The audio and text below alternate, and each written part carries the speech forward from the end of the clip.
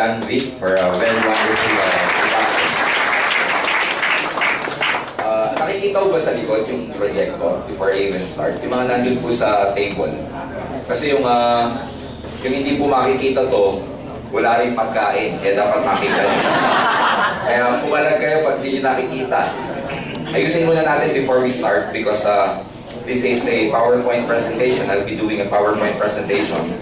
So I wish that everybody can see kung ano po itong nasa harap. Anong hindi makita, Hil? Dito lang po. Okay. Bigyan lang hindi makita. Dito.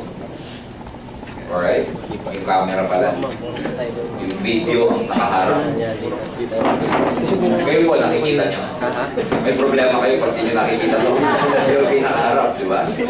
Sino ba? Diyan po, sa likod, sa table, nakikita nyo po. Nakikita naman. So, nakikita po. Medyo maliwanag. Tama. Ayan. So, anyway, before I even begin, sino po yung ngayon lang po ako nakita? Huwag umahiya. Okay. Ngayon ko lang din kayo nakita eh. So anyway, because the last time I was here, kailan mo ba ako nandito? March, April, May, June. So 3 months ago. So actually this is just my second time here in Palawan. Tapos yun nga, nag-usap kami ni John B na part ng itinerary ko for my Palawan activity. Magbibigay muna ako ng training sa inyo before tayo mag-OPP bukas. So part of for my voice because for the last 5 days, I've been going around the country and training a lot of our distributors. So ngayon po yung pang-anim na araw ko na training. Kaya you could just imagine yung aking pong boses, ay ubus na. Before I even come here yesterday, kanina, kahapon po, nung isang araw, ang mga kausap ko, mga doktor. I did an OPP sa Quezon City General Hospital. Alam niyo ilan pong doktor ang umaten? 100 doktor. Lahat downline ni Dr. Engr.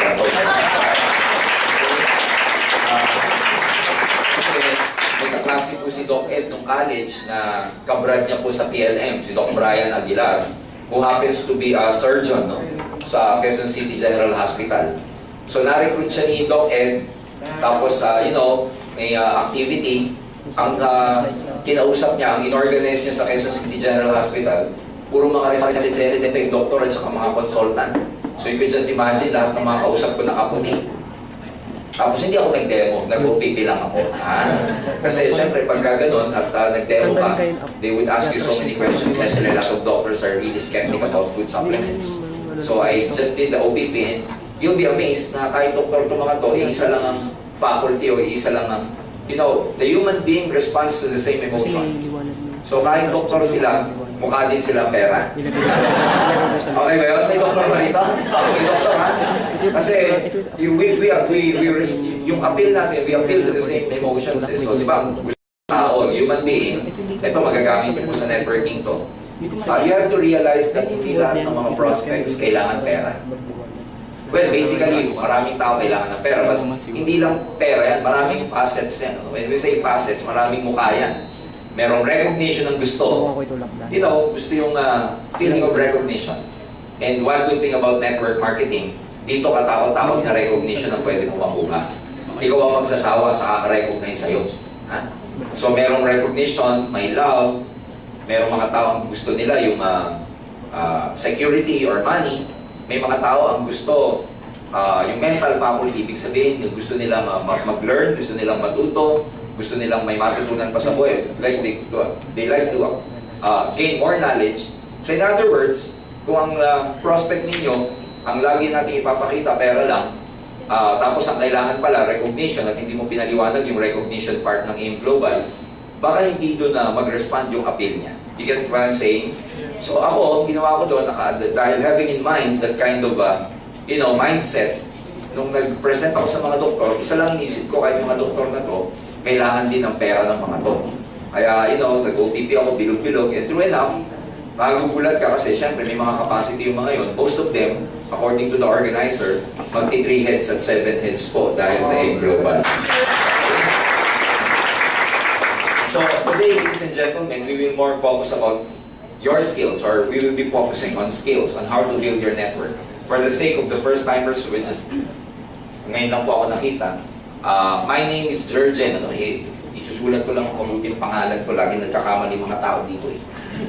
Jurgen, Jurgen, Gonzales. So actually, may mga online trainings po ako. You can view me sa YouTube. I have an online training on NDO and ASAP, yung tinatawag na ASAP training, the Alliance Success Achievement Program. I-click nyo lang yung pangalan ko ng Jurgen Gonzales, lalabas yung mga training ko dyan sa YouTube. Yung iba kasi mga distributors lumalapit sa akin. Sir, i-click ko yung pangalan mo, hindi naman lumabas sa YouTube. Sabi ko, ano ba yung spelling mo? Jurgen. Eh, lotion yun. Lotion yun, hindi talaga lalabas yun. Kaya, pero pag ito yung spelling nyo, lalabas. I started in network marketing 14 years ago. 14 years ago, 21 years old lang po ako. Like most young students here, ako po newly graduate, pero at that time, I was working with the Philippine National Oil Company already. So I was engaged in energy development programs. Masyado pong technical yung work ko. Nagdi-design po ako ng mga power plants. So I'm trying to tell you this para malaman nyo po kung ano yung background namin. At the same time, pag kinukwento nyo kami as part of the training development, ang position ko po sa AIM ngayon is a training development specialist. I'm also the business development officer of Alliance in Motion Global, and I oversee the operation of our business in many parts of the country. In fact, this coming July or August, last week of July or first week of August, I will be going to Hawaii to conduct our first OPP there. So mamaya marami po tayong pag-uusapan na binili ni Doc Ed for Palawan Group. Kasi bago po ako pumunta dito, nag-usap kami, sabi ko sa kanya, ang activity ko, Doc, magkakaroon ako ng training sa Palawan and the OPP sa group ni John B. And he told me many things to update you kung ano pa nangyayari sa company. And you will be amazed. You will be excited for the next coming months sa mangyayaring expansion ng Alliance in Motion Global. Kaya kung, if we can just position ourselves ngayong present, marami dito talagang yayaman pagdating ng araw sa global. Kung alam nyo lang, kailangan marunong ka rin pumosisyon sa buhay eh, tama ba? Kailangan meron ka nung tinatawag na timing. Kailangan meron ka nung tinatawag na, you have to know how to position yourself para pagdating ng araw, mas ma-maximize mo kung ano yung opportunity in the future. So going back to my story, I started 14 years ago. I'm an electrical engineer by profession. I started as a regular guy in networking. Wala rin alam, wala rin, hindi rin ako networker, hindi rin ako marketing guy. In fact, nung nag-join ako sa networking, ang ayokong part yung nagsasalita sa harap. Isa sa mga package na sinabi ko sa sponsor ko yan, sabi ko sa kanya, June, pagawa mo na sa akin lahat sa networking, dyan sa business na yan, huwag mo lang akong pagsasalitain. Kaya sabi niya sa akin, sige, yun pala, nang bobola, pagsasalitain din pala tayo. Kaya pag sinabi ng sponsor ko na hindi kayo magsasalita, good news, nagsisinungaling niyang mga sponsor niya. Kaya ako po ganun din. Well, ayoko naman talaga sa business na to. Ang kwento ko lang dito, umasenso kasi yung sponsor ko. Pinattend po ako ng seminar, yung OPP natin. Nung una, ayoko pa. Pero dahil mapilit, best friend ko nung college, like 1 year na kaming hindi nagkikita. Isipin nyo, 1 year na kaming hindi nagkikita, bigla akong tinawagan. Nung tinawagan ako, landline ang uso ng mga panahon na yun. Walang abi-abiso, wala man lang kumustahan. Ang unang sinabi sa akin sa telepono, pare, magkita tayo. May ipapakita ako sa'yo. Hindi man lang ako kumusta. 1 year na kami nagkikita. Di ba ganun yung mga networker, di ba? Walang pakialam sa'yo, basta may papakita lang. Tama ba? Tama ba? Tama. Kaya alam mo yung mga prospect ngayon, amoy na nila pag networker tayo. Alam na nila, kasi hindi ka man lang pasikot-sikot. Yung itong kaibigan ko, pare, may papakita ko. Eh, hindi pa uso networking. Sabi ko sa kanya, may pasok ako, June, hindi ako pwede bukas. Sabi niya, hindi, kailangan magkita tayo. Sabi ko sa weekend na lang, kasi naalala ko Wednesday yun. Gabi na po ako uuwi, kasi lagi ako nag-overtime. Sabi niya, hindi Brad, kailangan magkita tayo. Sabi ko sa weekend na lang, ano ba yan? Sabihin mo na lang kasi sa akin. Hindi, kailangan ipakita ko sa'yo. Ulit talaga. Sabi ko, June, next time na lang, sa Sabado na lang. Sabi niya, hindi bro, magkita tayo. Ililibre kita sa Pizza Hut. Sabi ko, anong oras tayo magkikita bukas? Nung narinig ko yung pizza, kasi alam niyo, weakness ko pizza. In other words, nagkita kami, matend ako ng seminar. Alam niyo naman sa seminar na networking, it will blow your mind. Tama ba? Pasasabugin ang utak mo di ba? Bakit? Ang laki ng kitaan. May kumikita daw na 100,000 piso buwan-buwan. Sipin mo, tapos may mga produkto. Pag first time kang umattend, wala kang alam sa direct selling, wala kang alam sa networking. Paliliwanagan ka ng 100,000 naman. Maniniwala ka hindi? Hindi. Bakit hindi maniniwala? Ito, skills mo itong sinasabi ko sa inyo para maintindihan nyo. Paano nyo papasukin yung prospect nyo? Hindi maiintindihan kasi, unang-una, ang pagkakadesign ng maraming tao, hindi pang 100,000 per month na kitaan. Do you agree with me? Yes! Pag pinaliwanagan mo ng 100,000 ang isang tao buwan-buwan, parang ako nung umattend ako ng seminar, hindi ka panipaniwala. Lalo na mga produkto namin ng mga panahon na yun. Mga personal care products, may food supplements, pero may personal care products, mga aloe vera. Nag-demo, shampoo. Sa loob-loob ko, ilang kayong truck ng shampoo ibebenta ko para kumita ng ganyang kalaki. Kasi ang kitaan, 100,000 daw. O ilang truck ng shampoo ibebenta ko bago kitain ko. Eh, pampatubo daw ng buhok. Eh, di lang kalbo ang hanapin ko bago ko kumita. Something like that. Bakit maraming tao dininiwala sa networking? Kasi there's nothing wrong about our business. There's nothing wrong about network marketing. The problem is with the mindset or paradigm of a lot of people. When you say paradigm, ito po yung pinaniwalaang matagal na ng maraming tao since bata sila hanggang lumaki. Ito po yung mindset kung tawagin. Lalo na pag pinaliliwanagan yung mga prospect na dito, may kumikita ng kalahating milyon buwan-buwan. Tama ba? Eh, ang regular na kitaan, pag empleyado ka, 10,000, 12,000, 15,000. Ako, nung graduate ako, 1996, ang sweldo ko, 18,000. Malaki, bakit? Maganda po yung PNOC, fairness. I graduated on top of my class. Nag-board exam ako, top-notcher ako sa board. So when I applied for work, in fact, I did not apply, they wrote me na, you know, they would like to render my services for this and for that. Ang package ko, 18,000 buwan-buwan. Noong mga panahon na to, malaki na yun, tama ba? Yes! Paniniwalagan ka ng 500,000, 100,000 piso, maniniwala ka hindi. Hindi. Pag pinalalago mo maraming prospects nito, sabihin sa'yo, drug lord yan, drug lord.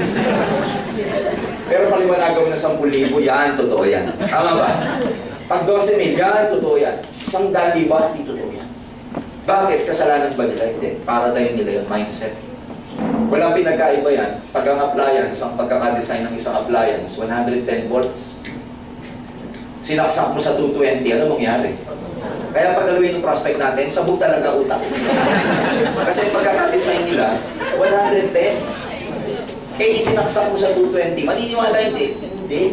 So don't blame our industry, huwag kayo madi-despair, don't feel desperate, don't despair, don't be discouraged. Pag may mga prospects kayo na ayaw, there's nothing wrong about our business. It's such that, you know, maraming cloud of doubts in their minds about this na hindi mo naman ma-blame. Kasi nga, ibang pagkakadesign sa kanila. Kaya nga ang swerte nyo ngayon nandito. Kasi ang pagkakadesign sa inyo, hindi maliit na pera. Ang pagkakadesign sa inyo, 100,000, saka 500,000. Okay ba yun? So, just like me, pag uwi ko, sa bubutak ko, hindi ako makapaniwala. Ang bait ko kang best friend, kinalat ko sa buka klase ko, kabatch namin, because I was a class president. So, kinalat ko sa buka klase ko na itong June, nag-networking. Kaya pagka tinatawagan niyo mga kaibigan namin, hindi niyo na makuha. Naunahan ko na. Pero bakit ako nasa harap niyo, ginawa ko siyang career for 14 years. May nangyari. After 7 months, itong friend ko nagtuloy sa ganito networking. Ako nagtuloy sa job ko. After 7 months, he went back to see me.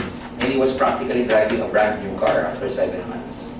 So for me, revelation yon kasi 1.5 years na ako sa PNOC. Ni 4 na gulong, hindi pa ako nakakapunda. Samantalang siya, 7 months, kinakantsawan ko, networking, may kotse na. Noong una, ayoko ng benta-benta. Pero nung nakita yung kotse niya, sabi ko, June, kahit mani, ibibenta ko, magkakotse lang. So ano tawag doon? Nag-shift na po yung paradigm ko. Tawag doon, nagkaroon ako ng paradigm shift. And unless you don't, you know, help your prospects na magkaroon ng shift na sinasabi ko, hindi po magbabago ang isip nila, hindi nila ma-appreciate ko. So it's our job as a networker, as a distributor of this wonderful opportunity na, you know, tulungan silang mag-shift yung paradigm nila. Kasi pag hindi po nag-shift yung paradigm nila, then all the explanation na gagawin natin will all be useless. So what I did, nag-part-time muna ako, and just like any typical success stories in this business, ayun, nag-part-time ako, after 3 months, I resigned from my work, after 1 year, ganito na ganyan-ganyan. Ang dami nangyari because after 3 months, mas malaki na yung kinikita ko dito from my job. After 3 months, ang take-home pay ko na, ginagawa ko lang siya part-time. Ang aking full-time job, 18,000. Pero ang part-time income ko dito sa networking, gabi ko lang ginagawa, 53,000 buwan-buwan on my 3rd month. So, syempre, practical lang ako. Kung part-time, 53,000, full-time, 18,000, parang may mali. Parang may mali, tama? Parang yung main line ko, naging sideline. So, sabi ko, practical lang ako na, paano kaya kung may full-time ko yan? Eh, noong mga panahon na yun, 21 ako eh.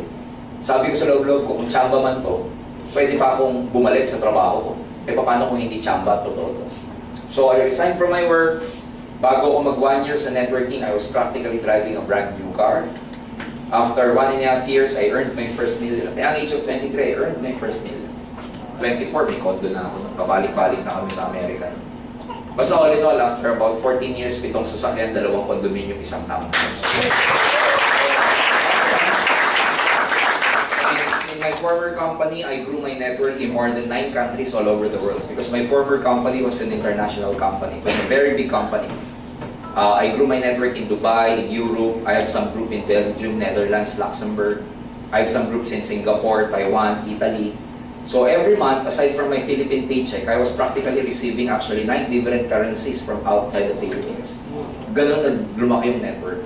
And for the last 14 years, ito lang po yung bread and butter ko. Bakit ko sinasabi sa inyo ito? Para may makilala kayo o ma-meet nyo, yung maraming mga taong professional na nag-shift sa networking, na ito palang negosyong to, hindi siya pwedeng, sideline or hindi siya yung type na pangtawid gutom lang. So a lot of people, ang interpretation nila about networking, ganun lang. Pero hindi nila alam, pwede itong gawing career. Pwede itong gawing profession. In fact, in the States, ang networking is a career. Let me tell you a brief story about networking, ladies and gentlemen. So, para naman sa lalo kayong lumalim dito. Ang networking ay 60 years old na all over the world. It started noong 1959 sa States. So, 60 years old na itong industriya to. So, if some people are telling you na pyramiding to, let me tell you, obsolete na yung utak nila. Kaya pag may nagsasabi sa ayoko niya, networking, sabi mo sa kanya, obsolete ka na. Kasi, luma na yung thinking niya eh, tama? Because ang tama ngayon, 60 years old na po ang networking. In the States, pag pumunta kayo sa Chicago, in the University of Illinois, tinuturo po ang network marketing o part ng curriculum ang multi-level marketing. Huwag na tayong lumayo dito sa Philippines. Pag marketing student ka sa De La Salle University, meron kang elective course na multi-level marketing. 3 units, 6 months na full semester course. If you're a marketing student in Ateneo de Manila, hindi elective course ang networking. Part ng curriculum. Isang buong semester, network marketing ang topic. Kung postgraduate students ka, when you say postgraduate student, yung mga presidente na ng kumpanya, nagmamasteral na. And if you enroll in Asian Institute of Management, AIM, one of the most prominent postgraduate school in the Philippines, dyan po nag-aaral ang top CEO, top executives, top presidents ng mga maraming kumpanya. Pag ikaw postgraduate student ka at nag-enroll ka sa AIM at ang kinukuha mo marketing, ladies and gentlemen, 6 weeks crash course. Ibig sabihin, short course ang multi-level marketing. So before you know it, marami pa rin tao hanggang ngayon hindi matanggap-tanggap na totoo networking. Well, sad to say, sila mananatili na lang manonood, tayo mga nasa networking, patuloy na yayaman sa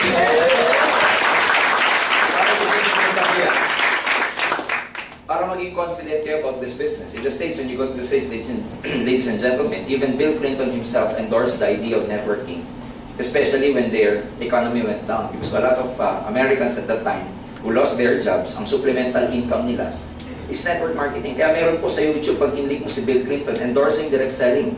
Because sa laki ng industriya ng networking and direct selling sa Amerika, it's actually becoming a part of, engine ng growth ng economy nila yun. Kaya ibig sabihin, ibang klase suportahan ng US government, ang direct selling at mga networkers to, meron talagang special, hindi naman special treatment, but, merong support na binibigay, due recognition for that kind of industry. Sa first world country, dito sa Philippines, I believe in my heart, darating sa panahon, kasi bata pa naman ang networking dito eh. Less than 20 years pa lang tayo dito. Siyempre, sa States nagsimula, 60 years old na to, kaya ibang klase ng level doon. Pero I believe in my heart, darating din ang panahon. Na darating ang panahon dito, that the Philippine government can no longer ignore the industry of networking sa dami ng yumayaman dito. At darating ang panahon, wala silang choice kundi i-recognize ang Networking and Direct Selling Association of the Philippines. So, ito yung klase ng future na naghihintay sa atin dito sa Philippines. No? May 3 stages ang bawat country bago i-accept ang networking. Number 1, merong tinatawag na persecution stage. Well, let me tell you, tapos na po yung persecution stage dito sa Philippines because madami nang na-persecute na networking company and networkers or distributors. Nandito na tayo sa second stage. Ridicule. We're being ridiculed right now. Marami nang kumikita pero marami pa rin hindi. Naniniwala. Yan, kumikita na malaki sa networking niya kasi ang dami ng naloko niya. Mga ganun ba? Narinig niyo na yun?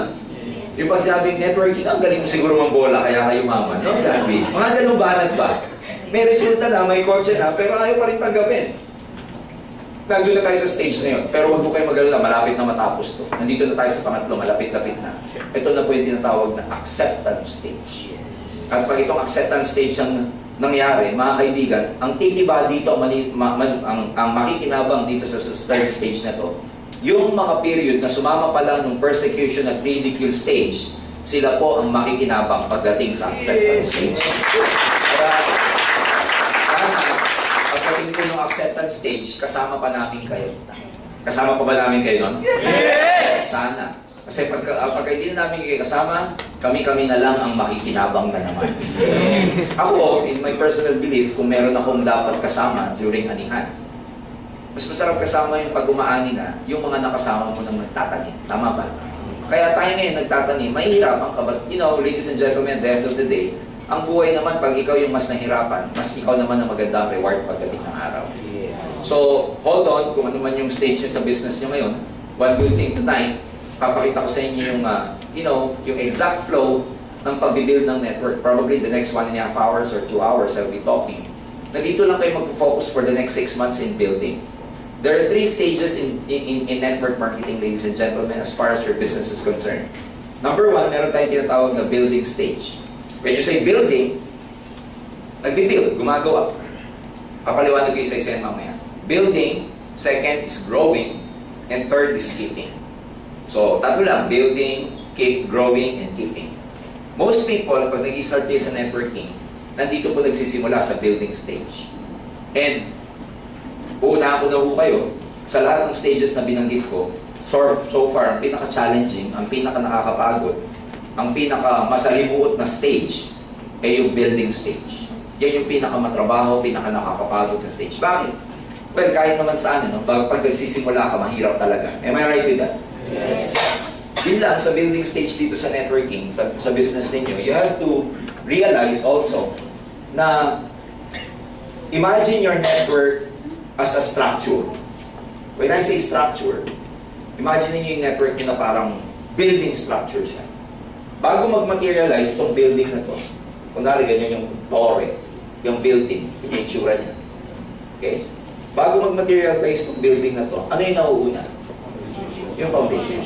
Tama ba? Nakakita na ba kayo ng building na tumayo na lang? Wala, ihian ng aso yan, babagsak yan. Diba?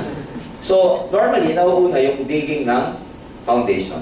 Before nyo ma-realize, makita tong pag-build na to. Kasi normally, kung gano'n po kalalim yung foundation, gano'n din kataas yung structure. Alam ng mga civil engineers to. So, mas matibay ang structure kung mas malalim ang foundation. Sa networking, pareho lang.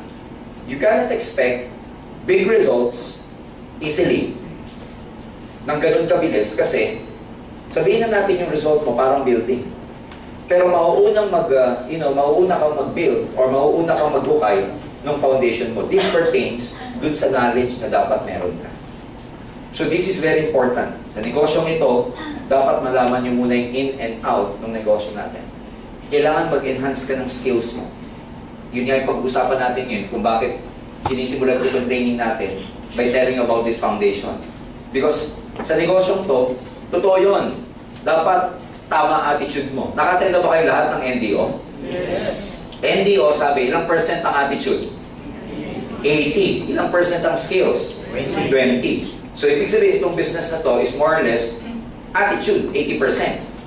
Pero let me tell you, na kahit gano'n ka positive, kasi ang pagiging positive, attitude ba? Yes. Tama ba? Kahit araw-araw ka, parang singer lang yan eh. Kahit gano'n ka positive, ikaw, halimbawa, bata ka, gusto mo maging singer pagdating ng araw. Kahit gano'n ka positive, pero kung hindi ka kumakanta, hindi ka nagpa-practice, yung attitude mo na pagiging positive, magagawa ka ng good singer o hindi? Hindi. Nag-isipin ko sabihin. So sa negosyong to, totoo yun, importante yung attitude. Pero dapat meron ka ring skills. Kasi no matter how positive you may be, pag hindi mo na-develop yung necessary skills, hindi ka makakapag-grow ng negosyo dito. Ang maganda naman, ang skills na papag-aralan. Ang skills, parang pagluluto lang yan. Napapag-aralan ba pagluluto? Yes. Ganun na ganun din ko. Kaya nga may mga trainings na ganun. Ako naman, di naman ako naging ganito kaagad eh. Remember, I've been around for 14 years kasi ganito na. Kaya ako ganito na. Pero I started like you guys, ma-attend din, nagbabayad din, nagbi-video din. I read books. I buy a lot of stuffs para lang matuto ako sa networking. Until such time na magkaroon ako ng enough experience to talk about, network marketing right now. Pero nag-start ako by building my foundation. So, sa building, yan yung mahirap. Diyan ka magre-recruit. Diyan ka mag-discourage. Diyan ka magkakamali. Diyan mo malalaman kung ano yung magandang presentation at hindi magandang presentation. Diyan mo malalaman kung yung invitation mo effective o hindi. Meron nga akong the other week, may pinuntahan akong kasama ko si isang leader. Kasama ko siyang nag-OPP. Nakakatuwa kasi, sabi niya sa akin, galing po kasi ako ng saan ba ako nanggaling nito? Sa dami ng pinupunta ko, limot ko na. Let me remember. Si DM. Si Denmark Ebora. Sino may kilala kay DM dito? Kilala mo si Denmark? Si DM is a typical guy, 21 years old, nurse. Isa po sa leader natin sa Jensen, si DM. So I was in Jensen about a week ago and he was driving me off from Jensen to Davao. Sabi niya sa akin, Sir, alam mo, nagsimula ako dito. Naalala ko, nag-OPP kami sa school ko. Ang school nila, parang counterpart ng school nyo rin. Ano pangalan? Memsi? Mamsi. Memsi tuloy. Mamsi yung school nila. Sabi niya, Sir, alam mo, nung araw na nagsisimula ako dito, na-invite ko pa si Sir John sa OPP namin, sa school. And sobrang excitement ni Sir John nun. In fact, ang dami mga estudyante, umattend ng OPP. Pagkatapos umattend ng OPP na gustuhan dahil Sir John Asperin ang nag-present, sabi niya, alam mo, ang daming bumili talaga ng global package. In fact, tuwan-tuwa ako.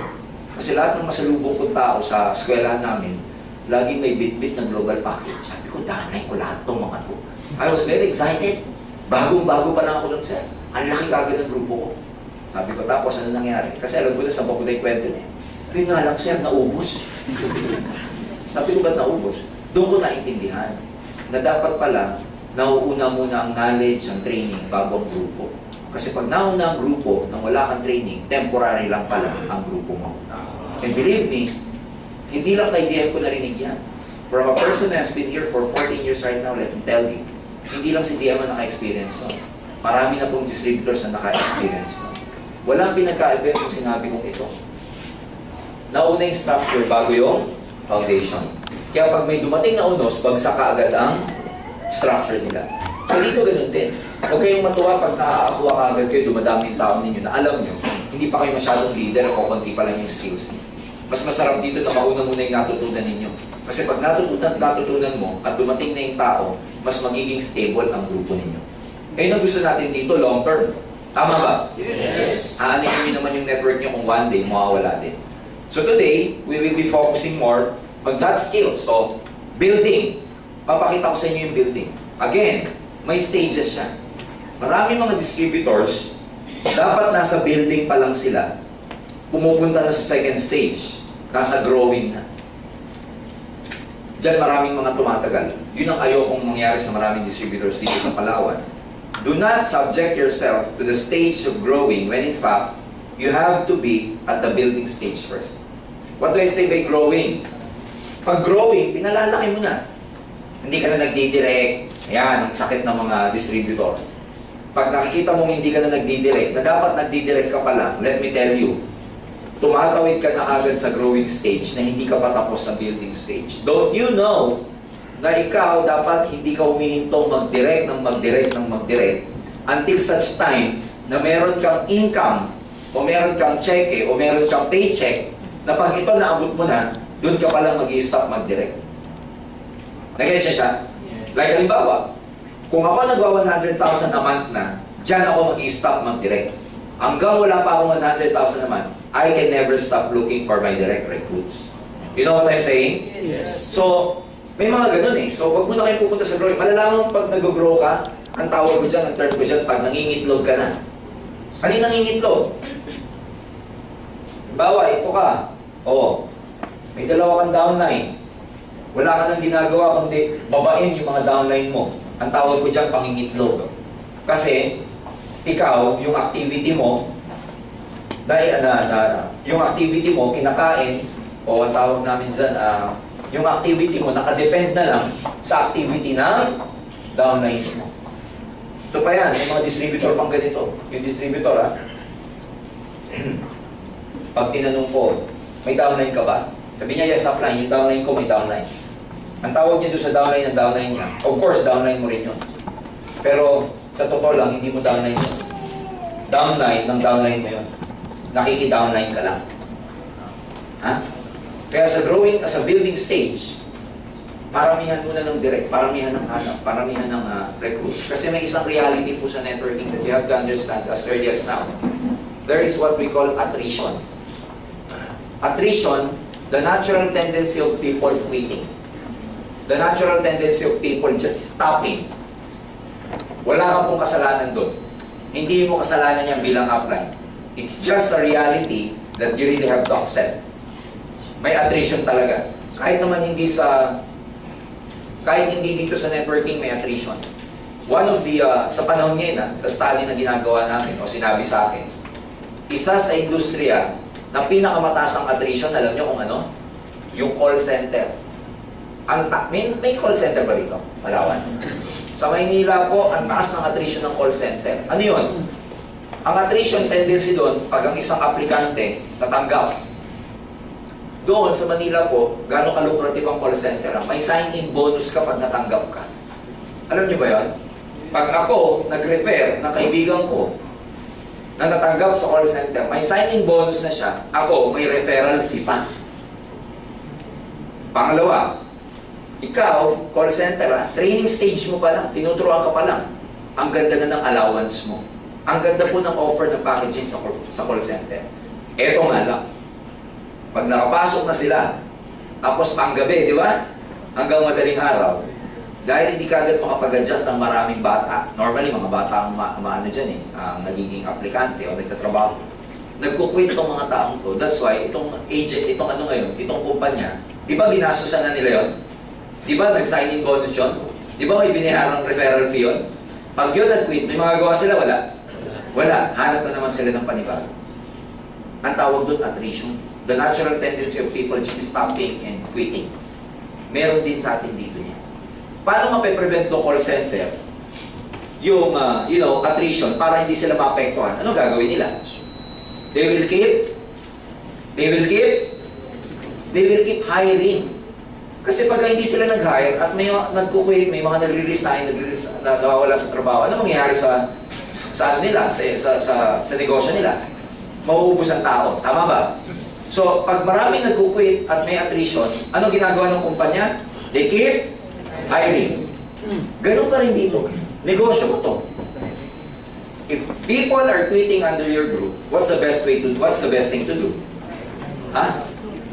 Recruit people. Recruit people. Kaya dapat recruit kayo ng recruit. Ganito yan.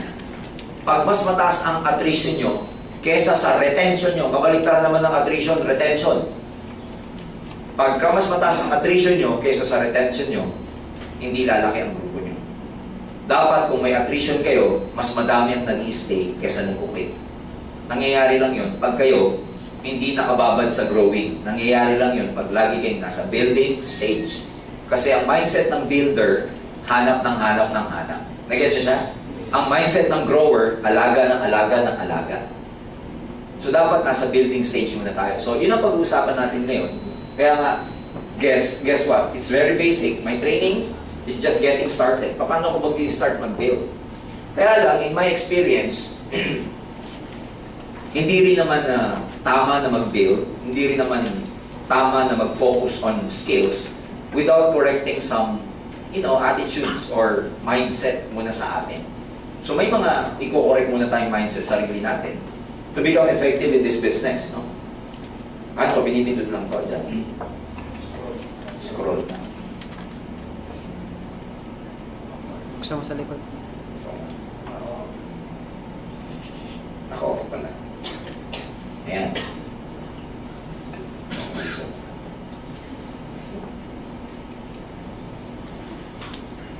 Ayan. Okay? So, syempre, no? Lapit tayo para makita. Of course, Magpe-perform kayo, kung gagawin niyo yung mga tasks, kung gagawin niyo yung mga activity, ang tawag natin sa mga aksyon, sa mga ginagawa niya sa aim, sa building ninyo, ang tawag natin dyan, tasks or activities. Let me tell you, pag may activity kayong ginagawa, mamaya pag-usapan natin kung ano yung mga activity. Kung party, OPP, prospecting, inviting, lahat ng activity ginagawa niya, selling. Let me remind you that if you're doing this business or if you're doing those activities, you have to do it na nilalabas o ginagawa niyo yung best niyo. Hindi kayo pwede mag-OPP na hindi yun yung best niyo. Like it's yung sinasabi ko. Every time we present our business, dapat ginagawa niyo yung best niyo.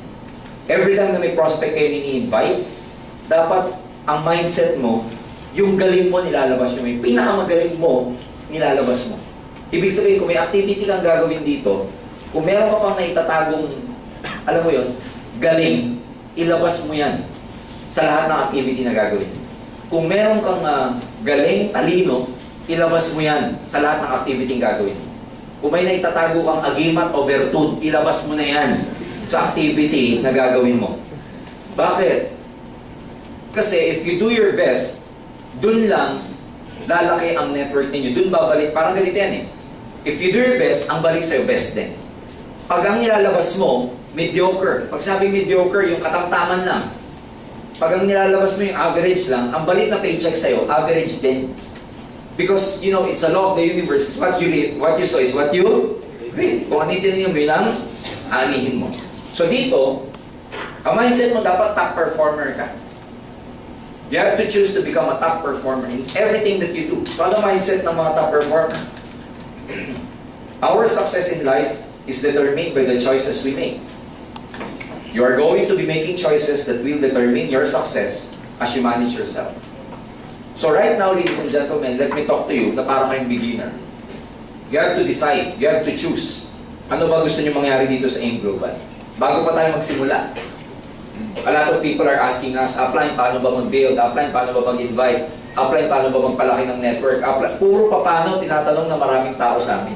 Don't you know na ang answer, nasa iyo muna. You have to make that choice muna. Mag-decide ho kayo ngayong gabi. Ano ba, siseryosohin niyo ba ito o hindi?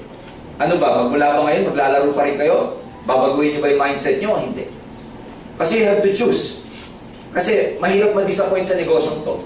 Hindi ka pwede mag-over-expect na ang lumalabas sa'yo, katamtaman lang. Hindi po pwedeng ganun. Alam nyo, sa tagal ko sa negosyong to, maraming disappointments sa mga distributors, pero nagagaling ang disappointments nila, alam nyo kung saan? Sa kakulangan ng ginagawa nila. So when you go home tonight, let me tell you, ladies and gentlemen, you have to choose. You have to make that that choice kung gagalingan nyo ba dito o hindi. Lagi ko sinasabi sa NDO to when I do my NDO. Kung gusto niyo pong mag-excel sa negosyong to, kailangan na itayaan nyo dito buhay. That's the only way. Kasi pag buhay nyo, tinayaan nyo. Kahit hindi nyo alam yung ibang skills pag buhay ang nakataya. You know, automatic yan. Human instinct yun na pag buhay ang nakataya, survival. Tama ba? So pag dito tinayan nyo yung buhay nyo, ang babaguhin dito, buhay nyo din. Pero pag dito ang itinanim nyo, part-time lang, pag itinanim nyo dito, papetics lang. Ang check-in nyo, papetics din. So you have to choose. Kaya nga dito, di ba? Sabi ko nga, bago ka maging top performer, you have to choose. Pag uwi mo yung mamayang gabi, sabi mo sa sarili mo, I want to be a top performer. Gusto ka maging top distributor ng Palawan. Kaya lang, yung mga top na ganyan, yung mga magagandang pakinggan na ganyan, may kabayaran yan. Alam nyo ba, pag ikaw yung gusto mo maging top notcher, gusto mo yung ikaw yung maging cum laude, gusto mong ikaw yung matasang grade, mas mag-aaral ka. Tama ba? Mas magpupuyat ka. Tama ba? Mas magsisikripisyo ka. Like ako, naobliga akong graduate ng cum laude kasi I was a university scholar. Yung mga kaklase ko, nagbibilyar na, ako, nagbabasa pa rin. Yung mga kaklase ko, naglalakwatsa na, ako, gumagawa pa ng project namin. Pero yun naman, sila, dahil naglakwatsa, ang dami nila, 5. Nung naganap ng trabaho, hirap na hirap. Ako, ang gaganda ng grades ko, hindi ko kailangan maghanap ng trabaho. Ako sinusulatan ng mga trabaho. So in life, you can choose. Dali natin dito sa Engr Global. Gusto nyo ba maging multi-millionaire? Eh ngayon, mamili. Kailangan, Pupuyat ka sa activities mo, pinag-aaralan mo mabuti, ginagalingan mo, in-enhance mo yung skills mo, kausap ka dito, kausap dyan. Ang average na distributor, 8 oras magtrabaho. Pero ikaw, kung gusto mo maging extraordinary distributor, at least 12 oras ka dapat nagne-network. Don't expect na ikaw, ang gagawin mo yung pang-average na tao lang, tapos ang check-in mo yung extraordinary, no? Kung gusto mo maging extraordinary ang check-in mo, ang una mong gagawin, maging extraordinary muna ang ginagawa mo. So you have to choose. Ang maganda naman dyan dito, yung choice na yan, nasa iyo. Kung gusto mo maging malaking paycheck, o maging maliit ang paycheck mo. You are given a blank paycheck here. Binibigyan tayo dito ng, blankong cheque. Ikaw ang magsusulat kung magkano gusto mo, based on trabaho na gagawin mo. It's a fact that you can tailor-make the situations in life. Hindi natin madidesign kung ano yung sitwasyon sa buhay.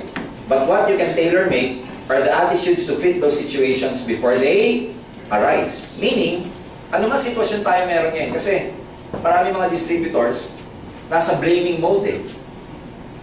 Maraming distributors, meron silang reason kung bakit hindi lumalaki ang grupo nila. Pumusta ako dyan. Ipapuputol ko 2 kamay ko dyan. Alam nyo bakit? Distributor din ako eh. Maraming distributor, lahat ng rason sa mundo, meron kung bakit hindi sila lumalaki. Meron. Pero sa totoo lang, kung hindi natin tatanggapin na tayo din mismo may pagkukulan kung bakit ganun ang result natin, hindi natin nakuha ang result natin, then we can never adjust. Sa buhay, like your life in network marketing, ladies and gentlemen, you can have thousands of reasons why your network is not growing or why you're not getting your goal. But at the end of the day, excuses pa rin yan. In life, sabi nga nila, you can make excuses or you can make reasons to succeed. Ngayon, ano gagawin nyo? Magmula ngayon, siyempre, huwag na tayo maghanap ng excuse. Huwag kayong maghanap ng reason kung bakit hindi kayo successful. In fact, dapat maghanap kayo ng reason para mag-succeed kayo sa negosyo ko. After this training, dapat may isa ka ng reason kung bakit lalaki ka. Ano yun? Kasi naka-attend ka ng extensive skills training ni Jurgen Gonzales, kaya lalaki ang dito. Ito yung mga reasons to succeed. Ito yung mga reasons to succeed, hindi yung reasons to fail. Kasi ang Palawan, maliit lang eh. Mga ganun ba? Teka muna. Bago ka mag-network, maliit na talaga Palawan eh. Ano gusto mo? Magbago Palawan para mag-succeed ka. Maraming tao gusto nila magbago mundo para sa kanila. Mali po, ikaw ang magbago para sa mundo mo. Doon ka magiging successful. I've gone to a lot of places. Ang dami ko nang pinuntahan mahihirap na lugar. Pumunta ko kayo ng Bohol. Ang Bohol, mas maliit pa sa Palawan. Pero nandun si Leo Caduyak. Si Leo Caduyak, na dating grade 5, hindi marunong mag-spelling ng insurance. Pag i-spelling niya yung sabi ko, paano ka nag-spelling ng scholarship? Nilalagay ko lang, sir, letter S, scholarship. Kasi nag-OPP. Yung insurance, paano mo in-explain? Insurance, sir. Nilalagay ko, letter N, insurance. Mali-mali. Pero wag ka. Ngayon po, nag-drive ng Pajero, yung field master na kulay puti. Global Ambassador, 200,000 minimum ang monthly income sa Alliance in Motion Global. Tricycle driver. Tricycle driver. Pwede mong isipin na handicap niya yun. Pwede mong isipin na disadvantage yung hindi siya marunong mag-spelling, hindi siya marunong magsalita, hindi marunong mag-OPP. No read, no write eh. Kaya niyang magbasa basta may susundan. Kaya niyang mag-spelling basta may kokote. You can just imagine, nagawa niya. Yun yung sinasabi ko na hindi siya ang nag-adjust sa sitwasyon sa buhay niya. Hindi yung sitwasyon ang nag-adjust sa kanya. So, kung meron dito mga tao na pinipilit nyo magbago ang sitwasyon nyo, bago kayo mag-succeed, magbago environment, magbago ang sitwasyon dito sa Palawan before you can... sorry to tell you, that can never happen. A successful person, siya ang nag-a-adjust dun sa sitwasyon niya. Kasi meron siyang tamang attitude. Guys nyo? So again, instead of making reasons to fail, instead of making excuses to fail, why not find reasons to succeed? Ang isang gusto maging successful na tao, hindi excuses ang hinahanap.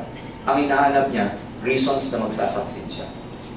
Because, yun nga, if you keep blaming and looking for reasons why you're not succeeding, then ladies and gentlemen, hindi ka mag-grow, laging nandun ka na. Ang isang negosyante, lagi niyang iniisip kung paano siya mag-grow. Nasa negosyo po tayo. Number 3, all of life is a series of choices. And what you choose to give life today will determine what will life give you tomorrow. Lagi ko itong binabanggit ng mga kaibigan kasi gusto ko malaman nyo na it's very basic. Very basic tong saying na to na kung ano yung magiging sitwasyon mo in the future, ano yan eh, depende yan kung ano ang itatanim mo sa ngayon ng buhay mo. Tama ba? Kahit hindi po sa aim global, kahit na iba't ibang mga sitwasyon o iba-ibang mga sabihin na natin, iba-ibang mga pangyayari sa buhay natin, kung ano man ang mangyayari sa future, depende yung future natin sa gagawin mo ngayon. Kasi, in the same logic, in the same reasoning, na kung ano yung sitwasyon mo ngayon, resulta yan ng ginawa mo dati. So, ibig sabihin, kung ano tayo ngayon, result ito ng past mo. Pero kung ano yung mangyayari sa future, resulta po yun ng gagawin mo ngayon. Tama ba? So, one good thing about that, simple lang. Ang tinatrabaho natin sa aim, yung future natin. Kung tinatrabaho niyo ba yung future niyo dito? Yes! Gusto niyo ba magkaroon ng magandang future? Yes! Pero yung future na yun, may kapalit wala? Parang ganito yan eh. Kung gusto mong may anihin ka, dapat may tanim ka ngayon. Pag nagtanim ka ng apple ngayon, ano anihin mo? Nangyari na ba nagtanim ng apple, tapos orange ang inani? Hindi. The same way na pagka wala kang tinanim ngayon, wala ka rin anihin pagdating ng araw. Sa network, pareho lang. Kung gusto nyo magkaroon ng malaking network one day, kung gusto nyo one day na, you know, yung isang coliseum, may coliseum ba dito sa Palawan? Yes. Yung isang coliseum dito na pupuno mo, sisel lang ng grupo mo. Gusto mong nag-uwi ng kalahating milyon buwan-buwan. Gusto mong may sasakyan ka, magandang bahay. Simple lang. Yun, resulta na yun. Tatrabahuhin mo muna yun ngayon dito, sa present. By what? By recruiting a lot of people, by talking, by doing the necessary activities. Yun yung pag-uusapan natin mamaya. Kaya nga ang mindset ng networkers ganito. Okay lang tayong napapagod ngayon. Di baling mapagod na ngayon. Bakit? Kasi lahat ng tinatrabaho mo sa future mo, tinatrabaho mo na ngayon. Para pagdating mo sa future mo, puro ka na lang pahinga. Ang isa pang saying ng mga networker na, you know, let's work for the money and then later on, money will work for us. Narinig niyo na yun? Diba? Kaya, okay lang mapagod kayo ngayon dahil ang tinatrabaho naman natin, darating pa eh. Kaya pag may mga taong lumalapit sa akin, nagsasabihin, napapagod na daw sila, nahihirapan na sila. It's okay. Kasi yan talaga yung panahon mo eh. Ito talaga yung panahon na mahirapan at magtanim ka eh. Nangyari na ba na yung pagtatanim sa pag-ani, nagsabay o hindi? Hindi. Lagi nauuna lagi yung pagtatanim. So, gusto ko maging mindset niya yan para huwag kayong mag-expect masyado ng result. Kasi ang result mangyayari pa lamang. The sad part about most distributors, gusto nila ang result ngayon na kaagad. Hindi po ganun eh. Sorry to say, pero hindi talaga ganun eh. Kailangan dito, tanim muna. Meron akong dati, lagi ko kinukwento ito pag nagtutok ako. Noong araw, meron akong downline. Itong downline ko to, estudyante, ang sipag. Pero every time na nakikita kami sa opisina, ang laging reklamo sa akin, upline, motivate mo naman ako. Kasi yung mga parents ko, very negative. So, i-motivate ko naman siya. After 1 week, babalik na naman sa akin, upline. Motivate mo naman ako yung mga parents ko, very negative. So, I decided, sabi ko sa kanya, sige, magpa-home party ka. Pupunta ako. Nung narinig yung downline ko yun, tuwan-tuwa siya because at my stage at that time, bibihira na po ako nag-home party because I have so many leaders under my group. So, hindi na ako nag-home party. Kaya pag yung downline ko, sinabihan ko na mag-home party, talagang grabe mag-organize. Sabi ko sa kanya, invite mo na lahat ng mga invite mo, pero ang gusto ko makausap dyan sa home party na yun, yung parents mo. Because nakita ko dun sa bata yung sarili ko eh. Na ang sipag, kaya lang may hindrance. Punta ako sa bahay nila, daming tao. Ako nag-OPP, ako nag-demo. Merienda kami, pagkatapos, pinaliwanan ko. Tapos nag-stay ako because I wanted to talk to the parents. So gabi na, nag-stay ako, coffee kami. Sabi sa akin ng nanay, kwentuhan kami. Ang ganda daw pala ng negosyo, ganyan-ganyan. Kala daw kasi nila, walang kwenta, bla bla bla. So ibig sabihin, na-shift ko na yung mind nila. Maya-maya, sabi sa akin ng nanay, ganito. Sir, ilang taon naman mo bago magkaroon ng result yung anak ko? Eh alam niyo po ako, pagdating sa ganyang tanong, hinahabaan ko para hindi mag-over-expect. Kasi pag sinabi mo 6 months lang to, 3 months lang to, okay na. Mamaya hindi mag-materialize ng 3 to 6 months, sabihin na, nabobola ako. Tama ba? Kaya sinasabi ko ganito. Siguro, tita, alam nyo, tuloy-tuloy lang to ha. Mga 2 years from now. Hindi pa ako tapos doon sa 2 years ko. Pinapaliwanag ko pa lang na 2 years ha. Sabi ko, siguro tita, mga 2 years. Ang tagal naman, 2 years. Hindi pa ako tapos ha. Paliwanag din naman ako kung bakit 2 years, ganito ganyan, kasi tita, ganito ganyan. Ano ba naman yung 2 years kung magkakakotse naman kayo, mga ganun-ganun. Kaya kaya naliwanagan. Hindi okay na. Supportahan nila yung anak nila. Hinatid ako ngayon doon sa parking, doon sa sasakyan. Paglabas, nasa daan lang yung sasakyan ko eh. At that time, ang binama na yung open sasakyan was a Nissan Patrol, modelo, kulay puti. It was about 1.8 million at that time.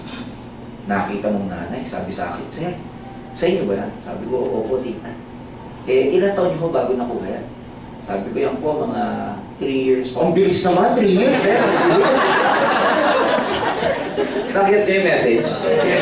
Pagtatrabahuin para sa maraming tao, ang tagal. Pero pag resulta, ang bilis. Isipin mo, sabi ko sa kanya, 2 years bago mag-result, ang tagal naman, sir. Nung nakita yung kotse ko, 3 years, ang bilis naman yan, sir. 3 years lang. Kasi ibig sabihin. So, most people, they focus on dun sa sowing stage, dun sa pagtatanim. Kaya parang ang hirap. Pero hindi mo alam pagdating dun sa panahon na umaani ka, lahat ng pinaghirapan mo, sulit pagdating ng araw. Kaya exciting results in advance. Huwag yung titignan nyo ngayon. Kasi pag ngayon, masalimuot ang sitwasyon sa ngayon. Kaya titignan nyo yung mangyayari. Parang pag nag-OPP ka, ang lagi mo isipin, di bale, dating ng araw, mamanehon ka na rin yung sarili kong sasakyan. Di bale, pagdating ng araw, may di-deposit akong cash 100,000 sa savings account ng anak ko. Eh kung ganung mindset ba? Yun ang lagi yung titignan. Huwag yung nangyayari na ngayon lang. Next, ladies and gentlemen, ano ba? Ito, gusto kong pinapakita ito lagi. Ayan. You're free to make choices, and sinabi ko kanina, but the ones you will make today will determine what you will be, what you will do, and what you will have in the tomorrows of your life. Napakita ko na yata ito dito, hindi ba? Wala pa. This is a very, very special training that I normally do in my network. Mahabang training to, 1 day na training ko. This is about, yung cycle, kung paano magbabago ang performance mo, nababaguhin niyo yung future mo and thinking. But bibigyan ko kayo ng konting teaser about this. Well, you have to think, you have to accept. Kailangan maintindihan natin, itong performance is also otherwise known as, ito yung action na lalabas sa'yo. Ayan. Okay? Performance. Sinawag ko lang siyang performance because you need to perform at your best when you're building your network.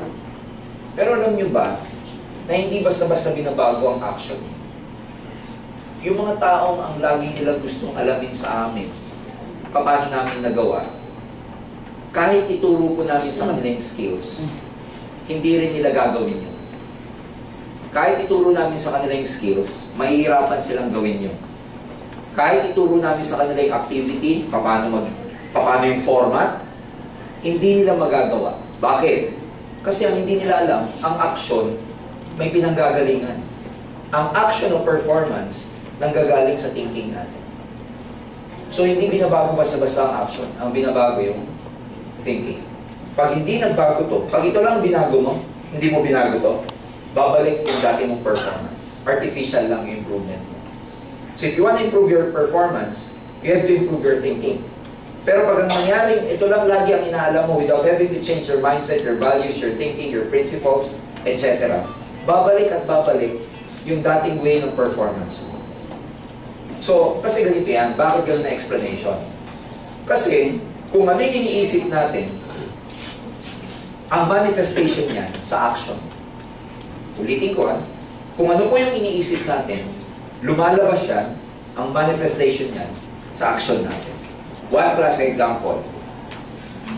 Pag happy ang thoughts mo, masaya iniisip mo, ano lumalabas sa'yo? Ngiti o luha? Tama ba? Ibig sabihin, kung ano yung iniisip mo, nagiging feeling siya, nagiging action siya. Kunwari, negative thoughts, sad thoughts. Ano lumalabas sa'yo? Ngiti o luha? Luha.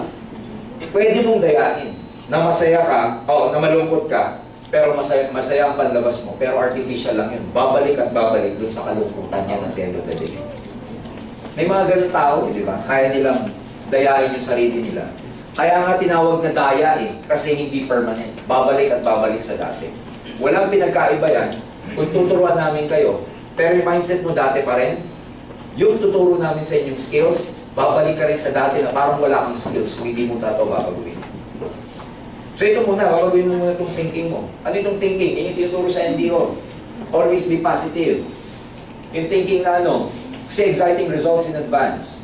Yung thinking na may mangyayari sa'yo sa negosyo to kahit na walang nangyayari sa ngayon.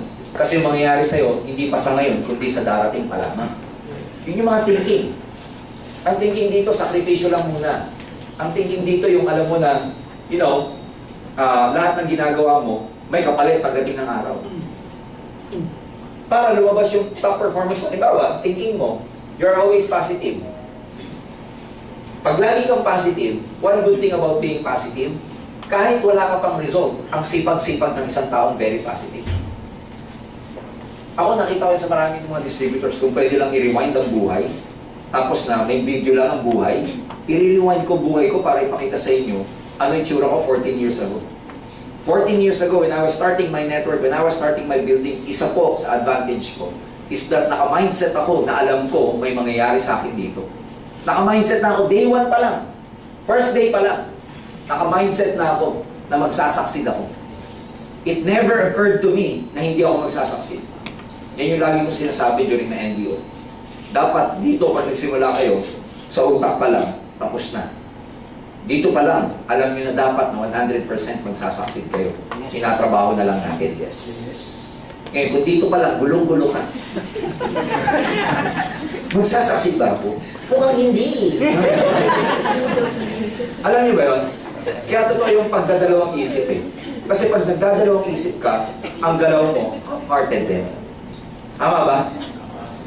Kunwari, di ba may tinatawag na pagdadalawang isip sa Tagalog? Yung pagdadalawang isip, ang impact niya sa performance mo, hesitancy. And ang kabaliktaran, ang commitment kasi, ang kabaliktaran, hesitancy. So you can just imagine, pag nagdadalawang isip ka, ang galaw mo, alanganin. Pag ang galaw mo, alanganin, makukuha mo yung result mo, hindi. Hindi. So, it's not just about, performance or action. It's more about thinking. So, magbabago ang performance mo, magbabago ang action mo, pag binago mo ito. Huwag tayong magdadalawang isip. Dapat dito pa lang, kahit nagsisimula pa lang kayo, naka-mindset na kayo na magsasucceed kayo. Totoo po ito sinasabi ko sa inyo. Kahit mag-isa pa lang ako nung time na yun, kasi everybody starts as one in networking. Tama ba? Yes. Kahit nag-iisa pa lang ako nun, alam ko na magsasucceed ako. Ang advantage ko naman, wala pa ako sa aim kasi ganun na po yung thinking ko. Meron akong habit na I excel in everything that I do. Kahit nung nasa college ako. Pag may pinasok ako, I excel in what I do. Nag-working student ako, I was almost an employee of the month because meron ako natural tendency to do well in what I do. Ibig sabihin, kahit na, nagsisimula pa lang ako, na-mindset ko na yung sarili ko, wala pa ako sa aim. Wala pa ako sa networking, ganun na ako mag-isip. So, naging advantage sa akin kasi pagpasok ko ng networking, I retained, I used that kind of thinking. Sabi ko, pagka ginawa ko to, magsasucceed ako. Nag-iisa pa lang ako, alam ko na magiging successful distributor. Guess what? Pag ganun ang thinking mo, the whole universe will rearrange itself to make it happen for you. Ulitin ko pag ang thinking mo ganun, na 100% magsasucceed ka, the whole universe will rearrange itself to make it happen for you. Ang hindi ko malimutang kwento, meron akong downline. Downline ko to Hindi ko alam paano ako magsasucceed sa networking. Basta ang alam ko, magsasucceed ako. Hindi ko alam kung paano. Nag-gets niyo siya? Iba kasi yung alam mo hindi. Ang alam ko, magsasucceed ako, but I do not know saan nakukuha ng tao, Sino magpapamanager sa akin? Sino magpapag-global ambassador sa akin? Sino magiging leader ko? Basta alam ko lang, magsasucceed ako. Wala akong skills. One time, nagkaroon ako ng home party. Tingnan nyo ito kung blessing. Kung gano'ng kagandang blessing. Yung upline ko, number 1 ng aming networking company before. Well, pag number 1 ang upline mo, hindi advantage yan. Kasi pag number 1 upline mo, sa laki ng grupo niya, ang dami niyang tinutulungan. Tama ba? Kung isa ka sa downline niya na direct, para makakuha ka ng schedule sa kanya, kailangan advance. You know what I'm saying? Kasi dahil sa laki ng grupo niya, ang dami niyang direct. Itong mga direct niya, tutulungan niya, bibigyan niya ng schedule. First come, first serve. So kung sino yung una nagpa-schedule, pupunta niya. Alam mo, one time nagpa-schedule ako home party. Binuksan sa akin yung ano niya, yung organizer. Sabi ko, pare, pwede ka ba sa Sunday? Sabi sa akin, bro, pasensya ka na. Tignan mo itong schedule ko. Nakabook ako for the next 3 weeks. Paano ko tutulungan nung 3 weeks from now pa home party ko? Nakuha niyo? So I decided, sabi ko, hindi ako pwede maghintay kung kailan maging bakante ang upline ko. Bilin ko rin yan sa inyo. Huwag niyong hihintayin kung kailan maging bakante ang upline niyo para tulungan kayo. Kasi kung hihintayin niyo kung kailan siya bakante, nakatali ang negosyo niyo sa schedule niya. Eh kung bakante siya next month pa, next month ka pa may activity. Kung next month ka pa may activity, tama yan. Mabilis kang magiging global ambassador dito. So don't depend your schedule to the schedule of your uplines. If you can learn it by yourself, if you can learn it fast, do it by yourself. So I decided, sabi ko, hindi pwede ito. Dapat matutong mag-home party. Ang ginawa ko nun, para lumakas sa loob ko, meron akong home party, let's say, sa isang linya. Lahat ng direct ko na iba, sinama ko sa home party na yun. Kaya siya, para meron akong moral support. Home party ako. Garahe lang home party. First time na OPP ko yun. Lahat ng suot ko, hiram. Hiram ang low sleeve ko, hiram ang pantalong ko. Wala akong pera, hiram lahat sa kuya ko. Yung kuya ko may trabaho, hiram lahat. Guess what? Isa dun sa audience ko matanda. Hindi ko malimutan tong pangalan, Tita Tessie. Tita Tessie matanda na. OPP ako. Tapos siya yung stage, sabi sa akin ganito. Sir, pwede ba dun sa lugar namin next time, pagka ako nakapag-ipon, pwedeng mag-invite at ipaliwanag yung ganyan. Sabi ko, opo, tita, pwede po. Yung pala, upon conversing with her, sa tanda niya, taga Valenzuela, nagtatrabaho sa Valenzuela City, factory. Factory ng ketchup, kung alam niyo po yung maliliit na ketchup ng Jollibee. Ayan, doon siya nagtatrabaho. Si Tita Tessie happens to be, siya yung pinakamatanda doon sa factory na yun. At lahat ng kasamaan sa kanya, nanay-nanayan siya. Na kung ano yung sabihin niya, sinusunod. Isipin mo dahil doon kay Tita Tessie sa matanda na yun. Doon ko po nakuha yung pinakamataas na posisyon doon sa kumpanya namin dati. Dahil sa nag-iisang tao. Ang point ko doon ganito eh. Dahil sa kagustuhan kong maging successful, hindi ko alam, siguro God Himself sent that woman to my home party because God saw the commitment in my heart that I really want to become successful. So He rearranged the universe and made that woman attend my home party. Hence, that woman made me so successful in network marketing. Nagkasa ibig ko sabihin? Yes. So may pangyayari gano'n. And guess what? Umatid. Lumaki grupo ko. Tapos nagkaroon pa ako ng ibang grupo. Guess what? Nag-quit din. Pero ang lesson doon, parang ibinigay lang sa akin ng Diyos yun para makatawid ako. Ginawang instrument para makatawid ako sa gusto kong puntahan. I did not know. Hindi ko alam paano ako magsasucceed. Basta, I believe dun sa God knows the desires of our hearts. If you want it so bad, again, the universe will rearrange itself to make it happen for you. Kaya ulitin ko, dapat dito pa lang. Tapos na tayo, ha? Ngayon, kung dito pa lang, nagdadalawang isip pa kayo. Ha? Matawas kayo. Di ba?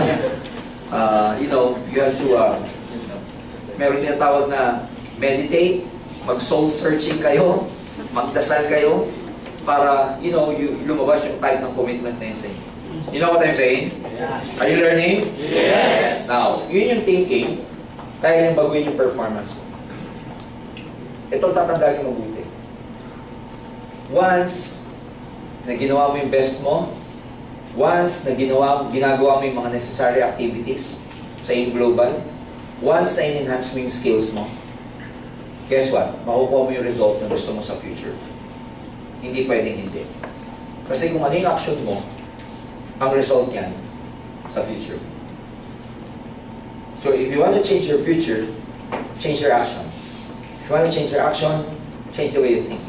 Ito naman ang magic niyan. Ang thinking mo is being impacted, ibig sabihin, is being affected by your future. So if you see a very positive future, ano thinking mo? Positive. If you see an exciting future, ano mangyayari sa thinking mo? Exciting din. Kung alam mo may mangyayari sa'yo, ano thinking mo? Very positive ka. Pag malabo tingin mo dito, malabo ito. Malabo ito. Tawa niya? Pag ito wala kang makita dito, wala kang rin makita dito. Wala rin lalabas dito. Paikot-ikot lang yan. Nag-gets niyo ba? So if you want to break, simple lang eh. This can be applied both negatively and positively. Kaya pag wala kang nakikita dito, apektado. Pag maganda nakikita nyo dito, apektado. So dyan lang umiikot yan. In fact, when I do this training, pinapakita ko dito, ano yung mga thinking na kailangan mong baguhin. Ano yung mga present thinking mo. Tapos papakita ko yung mga dapat mong gawin at hindi mo ginagawa. Tapos ano magiging future. This is a whole day training actually. Nandiyan lahat. Pero binigyan ko kayo ng teaser how I conduct this kind of training. Kasi hindi naman ito ang training natin for the day. This is a higher level training to eh. Especially pag yung, you're on the verge of growing na. From building to growing, ito na yung mga magiging task. Ito na yung magiging training sa inyo. And so, having that in mind, na apektado pala, ulitin ko, babalik ko lang, no? Having that in mind na apektado pala ng thinking, ang performance, it's not just, talking about performance tonight. It's also changing our thinking. Ang tawag dyan sa NDO nyo, yung, babaguhin mo rin yung attitude. Because if you change your attitude, that's the only time you can, enhance your skills. Are you learning? Yes! So, pupunta tayo sa skills. Okay? So mamaya na to. Babalikan ko na lang yan. Well, I can discuss it with you. Nai-training na ba ito dito? Well, this is a basic training. Ang tawag dito mga pitfalls in network marketing. Mga dangers sa network marketing. There are 9 deadly pitfalls. Okay? 9 deadly pitfalls of beginners. Bakit beginners? Again, nasa ang stage tayo? Nasaan? Building. And when you're building, nasa beginner stage ka. So ito ang iiwasan yung mga pitfalls. Kumbaga sa biyahe, mayroong mga lubak-lubak, may mga, butas-butas. Iiwasan. Reinventing the wheel. Tayo mag-invento. Reinventing. Do the system as it's supposed to be done, not the way you think it should be done. Ang networking ko for the last 60 years has been proven to be, a system na talagang very effective. Maraming mga distributors, maraming tao, when they go into this business, when they join this business, they're very creative. And sometimes they have so many things in mind para mas mapadali yung negosyo nila. Well, let me tell you, instead of, being creative to your idea, why not just follow a proven system para lalo ka maging successful? So, kaya nga meron kasabihan na always follow your upline kasi yung uplines nyo, yan po yung roadmap to success. Because the shortest road to success is following people who are already successful. So, of course, we acknowledge your creativity, but let me tell you, hindi rin natin, ino-oppose, hindi rin natin sinasubdue yung mga gusto maging creative in their network. But, huwag kang mag-deviate. When you say deviate, huwag kang lilihis dun sa basic. So, always consult your uplines pagdating sa mga gagawin nito. Do not reinvent the wheel. Number 2, procrastination. Ano yung procrastination? Putting off till tomorrow what can be done today. Yung manana habit ba? Yung procrastination, let me tell you, sa networking, napakabilis po ng oras. Napapansin nyo ba? Napapansin nyo ba? Ang bilis. Before you know it, tingnan nyo, March ako nandito na naman ako. Nakaka-anim na buwan na tayo, June na po. Before you know it, end of the year na. And pagka ikaw, lagi ka nagpo-procrastinate, ang magiging kalaban mo dito, panahon.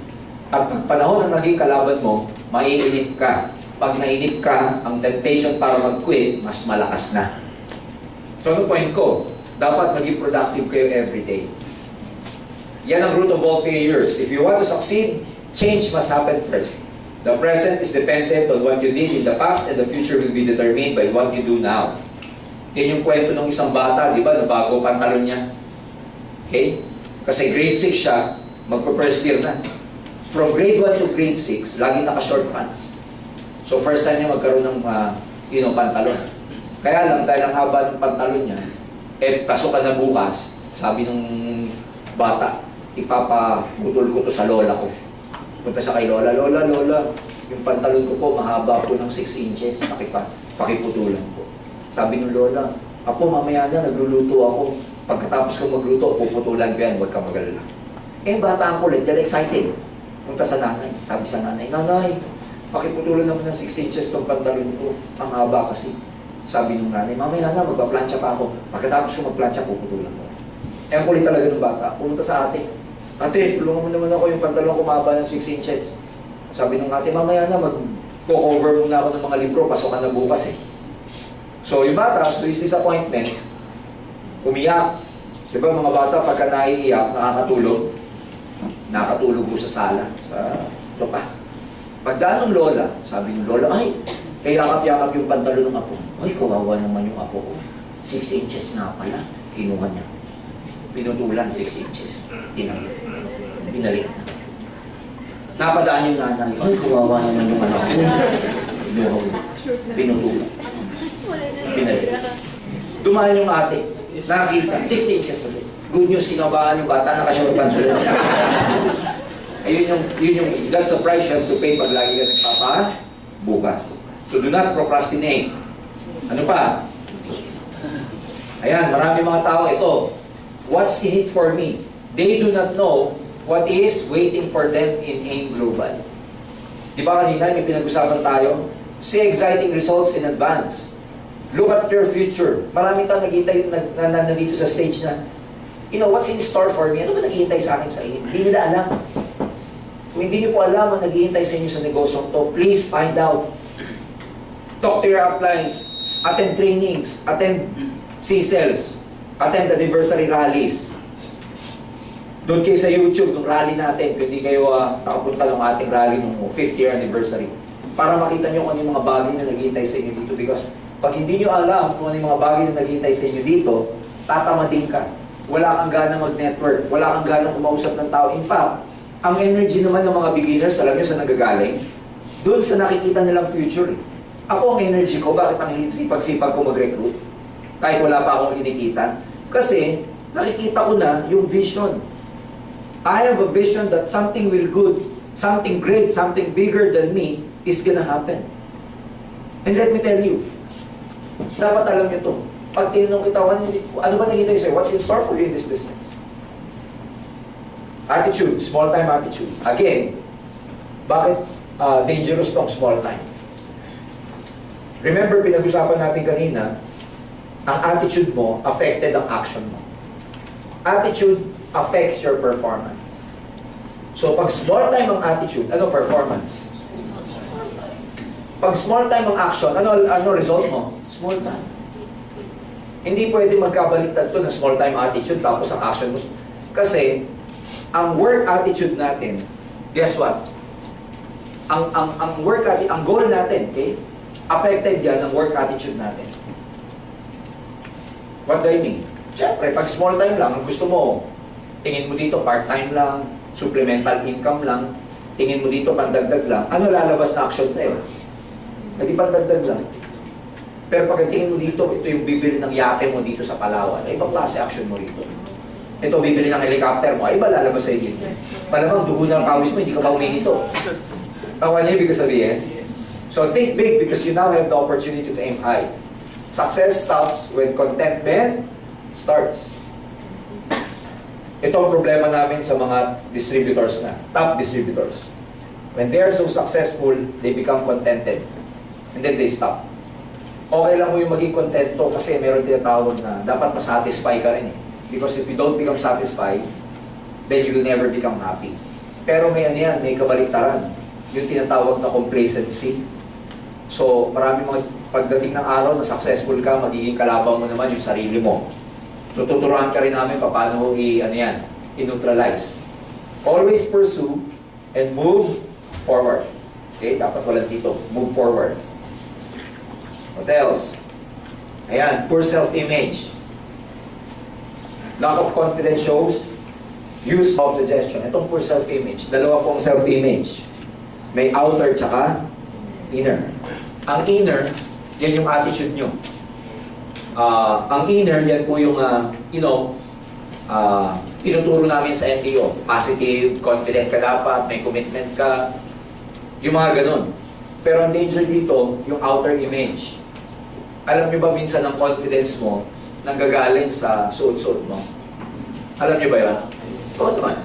Pag may kakausapin ka, mas maganda pa yung suot ng kausap mo sa'yo. Ma-intimidate ka, di ba? Tama ba? Oo, yung intimidation malaking bagay yan because nakikita yan sa outer image. Kaya, kaibigan, ang una nyo dito, i-internalize, isipin nyo na ito po negosyo. Dapat magmukha kang negosyante. Lalo na pag may mga kausap kayo. Okay lang pag wala kayong kausap, kahit wala kang suot. Tama, sa banyo, di ba? Wala kang kausap, wala kang suot. Pero kung may kakausapin kayo, papakita nyo negosyo nyo, please. Hindi naman sinabing mahal. Appropriate ang tawag dyan. Dress appropriately. Pag nasa center ka, speaker ka, yung suit mo dapat. Ano suit mo? Kunwari speaker ka, OPP sa center. Ano suit mo? Power dress. Okay, magmamaong. Okay, magti-t-shirt. Kasi, representation ka ng kumpanya the moment na nagsasalita ka sa harap.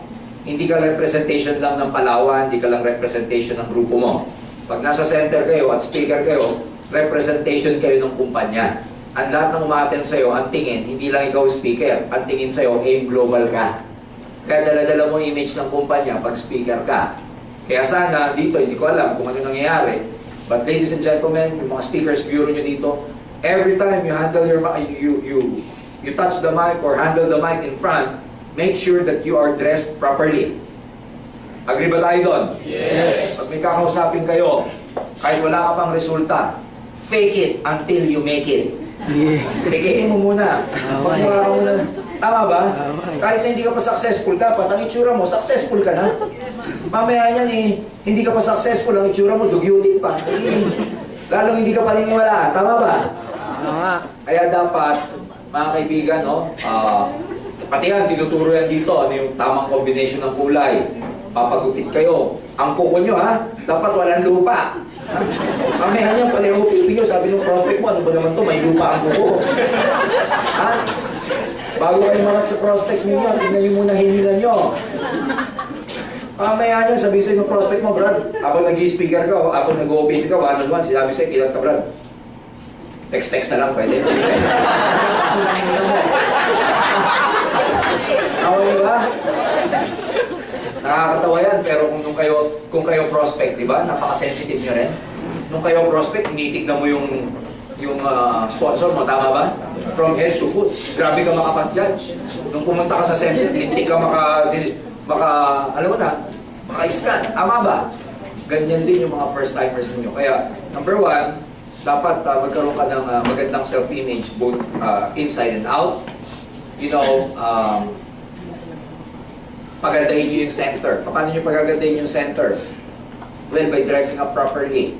Kasi pagka ang environment ng lahat ng umattend distributors, nakasuot ng maganda, pagka may mga dumadating ng mga distributors din, may isip nila maganda yung negosyo kasi disenteng tingnan.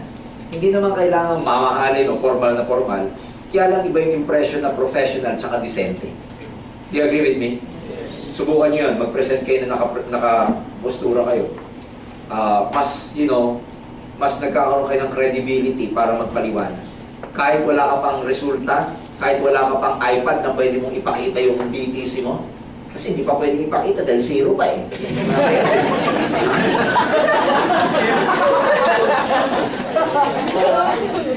Kahit wala ka pang ipakita, okay lang kasi,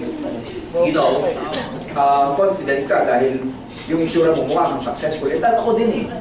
Siyempre gusto kong masumama sa taong disente tingnan. Kayo ba? Mas gusto nyo sumama sa taong decente tingnan, tama ba? Kasi kung sponsor mo, gano'n ang itsura, pwede mo sabihin sa kanya, ay, mahuhugot ko to sa mga professional na kaibigan ko kasi may dating. Eh, pag ang dating, alam nyo na, may muta pa, di ba? Ay, hindi ko to mahuhugot, ayoko to. Naku, ano ibig sabihin? Lahat pa naman ng mga prospect, ang kanilang duda sa una, paano ko kaya ipapakita to sa kaibigan ko? Paano kaya tatanggapin to ng kaibigan ko, itong negosyong to? Paano kaya nila i-accept? Paano kaya nila i-interpret? Tama ba? Yan ang thinking ng mga prospect natin eh. Habang nagpipresent ka, maganda. Ang processing yan, ganito. Ang ganda sana, kaya lang. Paano ko ipapaliwanag sa mga kaibigan ko to? Ibaduy na baduy sa networking yun. Pero pag nakita ka niya na ikaw may dating, itong yun. Siya magmumukhang baduy. Siya ang pagpipresenting ko. Nagets niyo? So, make it a point that, you impress your prospects, your downlines by dressing up properly. Iba po ang dating. Pati ikaw, yung confidence level mo tumataas. At pagka ikaw, hindi mo masasabi kung sino kakausapin mo at the day. Di ba? Paano pag ang pinakausap sa'yo ng down the line mo, professional? Eh, hindi ka handa. May butas pa yung damit mo. Nakuha mo ba? Sasabihin mo pagdating ng prospect, ay, maganda po to, bye-bye. Wala ka ng confidence. Ayan, ano pa? Ito, rejection. Sa building stage, kaibiganin nyo to. Kasi kahit nasa growing, keeping na kayo, kasama nyo pa to. Kaya gabi-gabi yakapin nyo to si rejection. Huwag nyo siyang gawing kaaway. Make it an ally. Tawag dyan kakampi. Because hindi nyo maiwasan itong rejection. Sa networking, kasama to. In fact, hindi lang sa networking. Sa iba't ibang negosyo. Any business empire. Kasi sa buhay, if we do great attempts, we will get rejected a lot of times. Bigyan ko ng example si Joseph Lim. Joseph Lim, ang average income mo ngayon is about 1.2 million to 2.2 million a month. A month. Yun yung tao na pag nag-iisang milyon, malungkot. Kasi ang average niya 1.5 to 2 million. 27 years old. Naka-hammer, kulay itim. Galing ako sa Cebu 1 month ago. In-inspect ko po yung pagdadausan ng rally, yung venue.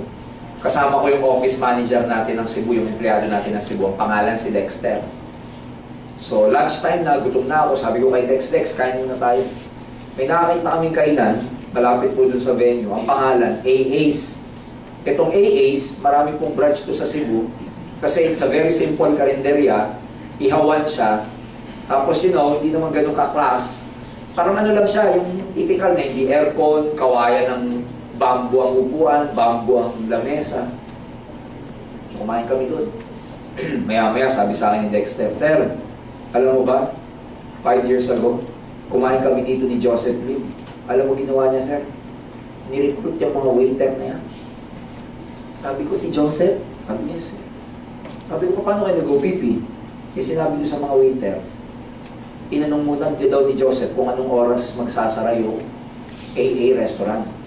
Nung nalaman niya daw na alas 10, sarado na, sabi niya sa mga tao, sa mga waiter, babalik kami dito ha, may papakita kami ng negosyo. In other words, kinausap ni Joseph itong mga waiter na to as a stranger. Ang tawag natin dyan sa networking, pusakal.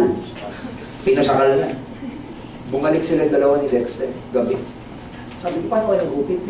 Alam mo sir, ang ginawa ko, may maliit akong whiteboard, hawak-hawak. Ako nakaganyan, si Joseph Lim nakaganito, OPP ng OPP. Kausap niya itong mga waiter, gabi na. Sarado na ito, ano mausap niya. Sipin niyo, who would ever thought na yung batang yun ang number 1 ng AIM Global niya, na ginawa niya yung mamusakal. Sa desperation niyang makarecruit, kinausap mga waiter, hinintay gumabi para makarecruit. Ngayon, number 1 na siya. Ito ang catch. Sabi ko, Dex, ilan ang naniwala? Ilan ang nag-join? Sabi ni Dex, Sir, wala. Na-picture niyo ba yung na-picture ko na mukha siya sigurong basang sisil doon, na mukhang kawawa, desperado, na nag-OPP, mga waiter, inintay pang maggabi, tas ang late-late ng whiteboard nila, bit-bit-bit daw ni Dexter. Isipin niyo gano'n ka-desperate. And he was totally rejected. But who would ever thought that guy, that young guy, happens to be the #1 of AIM Global right now? Narights na siya. So the more rejections, the more attempts you make, the more rejections you will face. Pero, pag mas marami kang attempt, mas marami kang rejection, mas marami mag-join sa'yo, mas lalaki grupo mo. Ginagawa ng iba, para less ang rejection, less approach. Less network. Less income. May mas malala dyan. Para hindi ma-reject, hindi nagre-recruit. Attend lang ng attend. Attend lang siya, attend. Attend. Copy ng copy. Pag tinanong mo, ano, okay ba? Okay, sir, okay. May payin ka na? Wala, sir. Bakit? Ayoko ma-reject. So, anytime you undergo any great achievement in life, let me tell you, you will be rejected a lot of times. Marami po rejection dito. That's a price you have to pay. Pero tawag ko niyan, kailangan masanay ka lang. Kakalyuhin ka rin. Pag sa sapatos, sa una lang masakit, tama? Pag sanay na, kakalyuhin ka na. Dito ganun din, kakalyuhin ka rin. Ayan, neglecting to use and share the products. This is very important. Networking is not just recruiting. Networking is product movement. Pag ikaw hindi ka gumagamit, nagbebenta ng produkto, ang makikreate mong grupo, ganun din. Hindi rin gumagamit at hindi rin nagbebenta. Well, wala ko kaming problema dito sa Palawan because I'd like to congratulate you dahil sa Palawan. Isa po ang Palawan sa pinaka-healthy ang product movement sa lahat ng BCO sa buong Pilipinas. So, keep up the good work na sana tuloy-tuloy niyo po yung ganyang pag-network ninyo because ang residual income, ang long-term income sa business na to, wala po sa binary. Ang long-term income dito, alam niyo nasaan? Nasa uni-level at saka stair-step. I came from a networking, ang marketing plan namin, stair-step. Wala kaming binary, wala kaming uni-level. But let me tell you, sa stair-step, magpahinga ako ng 1 month, walang recruiting, wala akong ginawa. Wala lang. Healthy product movement lang. I'm making a lot of money because of that.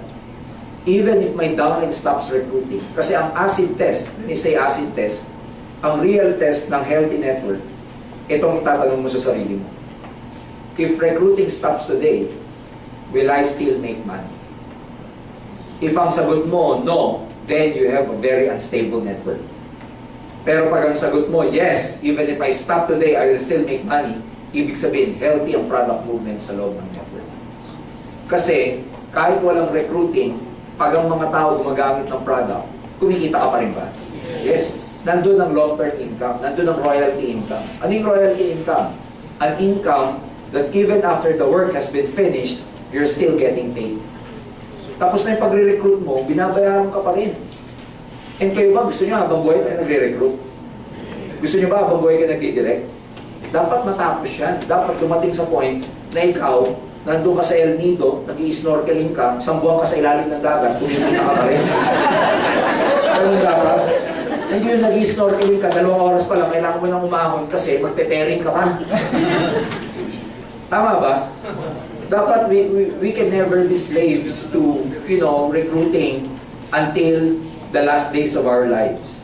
Kailangan, it has to stop.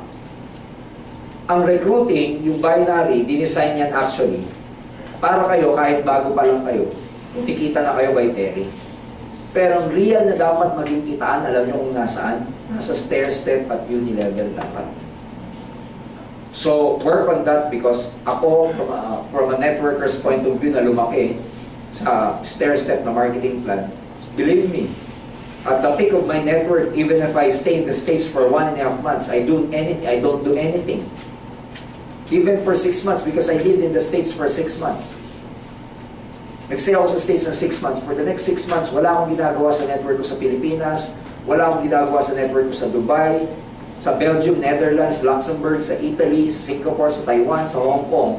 Hindi ko pinupunta ng mga downlines ko doon. Email, etc. As long as my product movement. I was making money for 6 months while I was having a vacation of my life in the States. Pero kung lagi kang pairing-pairing, makakapagbakasyon ka, hindi. Hindi. Eh lalo pa naman yan, ganito yan. Pag kumikita na kayo ng malaking pera dito, Bibili kayo ng property. Hindi nyo maiwasan. Bibili kayo ng kotse, bibili kayo ng bahay. Eh, may monthly yun. Tama ba? May monthly ba yun? Yes. Yung monthly, saan mo kukunin mo? Di ba kukunin mo yun sa networking mo? So ngayon, para may pangbayad ka doon, ang kinukuhanan mo, halimbawa, puro doon sa pairing mo, hindi ka nga hinihinto sa kaka-peri-peri-peri para bayaran yung mga payables mo. O di, para ka ng slave, hindi ka tulad pagka-healthy ka, kahit nung mga panahon na yun, may payables ako, kahit wala akong mga recruit, dahil lang sa product movement ng network ko, overriding commission ko lang, kumikita na ako pambayad ng mga payables ko. Yun ang residual income. If you wanna retire here happy, let me tell you this. Do your network na healthy ang product movement. Because as for me, ako mga kaibigan, hindi healthy yung lagi kayong nagre-recruit na doon manggagaling ang income ninyo. Dapat manggaling ang income ninyo sa uni-level at saka stair-step. Clear ba tayo doon? Yes. Pangalawa, yun ang pinakamasarap ipamana. Kasi yung mga magiging anak natin, hindi tayo sigurado kung magkakaroon sila ng skills na katulad ng skills natin sa pagre-recruit. Tama ba? Pero kung healthy ang product movement mo, yung account mo, nung pinamana mo sa kanya, kahit hindi siya marunong mag-recruit dahil sa product movement, may pamana ka sa kanya. Pero pagka ikaw puro recruit at namatay ka, hindi mo naturuan yung anak mo, hindi nag-NDO, paano kikita? Kaya sa ibig sabihin? Okay, number 8, listening to dream stealers. Well, that's very basic. Number 9, abusing your sponsor. Sponsor is not supposed to do the work for you. Hindi dapat trabaho ng sponsor yung trabaho na dapat sa'yo. Your sponsor is a coach. Your sponsor is a guide. He is not a slave. Give importance and respect your uplines. If your sponsor is weak, take action and assume leadership. If the sponsor is strong, be grateful. Ito, tinuturo po ito sa kultura ng grupo. Kasi darating ang panahon, kailangan magkaroon po ng magandang, respect and love na genuine. Kasi at the end of the day, lagi ko po sinasabi to, it's not how much money you make one day. It's who you become when you get there. Kikita kayo ng pera dito, let me tell you this. A lot of you will become wealthy here. Ang question ko dun, magiging ano ka naman pag yumaman ka rito? Wala rin kwenta yung pagyaman mo kung naging masamang tao ka naman. Wala rin kwenta yung pagyaman mo kung along the way marami ka rin nasaktan. So for me, preserve your relationship with your upline and downline. If you have to choose between money and relationship, let me tell you, choose relationship. Kasi kinikita ang pera, pero ang relationship, hindi pwedeng kitain. So protect your relationship, upline, downline, respect each other, love each other, and again, do not abuse your sponsors. Maliwanag ba yun? Yes. Are you learning? Yes. Okay. Let's go to the main part. This is building your dreams. Do you have dreams? Yes. Do you have dreams? Yes. Do you like your dreams to come true? Yes. You want to realize your dreams? Yes. Yan yun, building your dreams. Eh, yung dreams nyo, maraming pera, magandang bahay, nagta-travel, education for your children. Ano to? Ano to? Quality time. Tapos ano to? Cars. Dito naman umikot lang ang pangarap natin. Tama ba? Lahat to achievable sa inyo. Yun lang, kailangan may gawin ka para makuha to. Hindi pwedeng darating na lang to. Hindi po ito nakukuha ng tsamba lang. Let me tell you that your success here, you have to make things happen. You cannot wait for things to happen. You have to make things happen. So, ito flow chart yung ituturo ko sa inyo. And kailangan ito yung maging takbo ng pag-build because nasa building tayo. Lahat tayo may gusto tayong results. Tama ba? Yes. Tama ba? Yes. Ano yung mga results na gusto nyo? Dreams, house, money, car, travel, good health, etc. Good health, etc. At this point in time, itong mga result na to, whatever it is, I want you to write down the results that you like in that sheet of paper you're writing on. Ano yung mga results na gusto mo? Ano yung gusto mong makuha result sa aim? Ano yung mga results? Hindi ko alam, baka hindi ba sa inyo gusto 50,000 lang. Something, itong result na to hindi ito yung katulad nito. Result na sa palagay mo, may inspire ka, gaganahan ka. Something that is doable for you. Something that will compel you to move and talk to your prospects. Something that, will remind you every day to work hard dahil sa result mo. Sige, bibigyan ko kayo ng 2 minutes. Sulat niyo yung result na gusto niyo. Ano ba? 50,000 sa savings ba? Ano ba? 100,000 monthly income ba? Ano yung gusto niyo result? Gusto ko mag-retire, gusto ko na mag-resign sa trabaho kasi I'm really, fed up with working for someone else. I don't know kung ano yung result na gusto niyo. Ako, kung tatanungin niyo ako, 14 years ago, ano kung gusto kong result? Ang gusto kong result nun, gusto kong kumita ng 50,000 and give 25,000 per month to my parents so that my parents can stop working already. Simple lang yung goal ko yun, pero every day, yun po yung nag-inspire sa akin para mag-work, mag-network. Gusto kong kumita ng 50,000, yung 25,000 sa parents, 25,000 sa akin. In that way, kasi pag nabibigyan ko sila ng 35,000 consistently every month, then I can tell my parents to stop working. Kasi dati, ang living expenses namin, 25,000. So, kinumpit ko na yon. So, kung makakapagbigay ako sa nanay ko lagi ng 25,000, hindi na nila kailangan magtrabaho. Yun ang result na gusto ko. So, something that will motivate and inspire you. Not necessarily BMW or, mansion. Something that will really inspire you. Now, yung mga result na yan, doable yan sa inyo. Pero again, katulad ng pinag-usapan natin, kailan magmamaterialize to? Ngayon o sa future? Ngayon o sa future? Sa future magmamaterialize siya.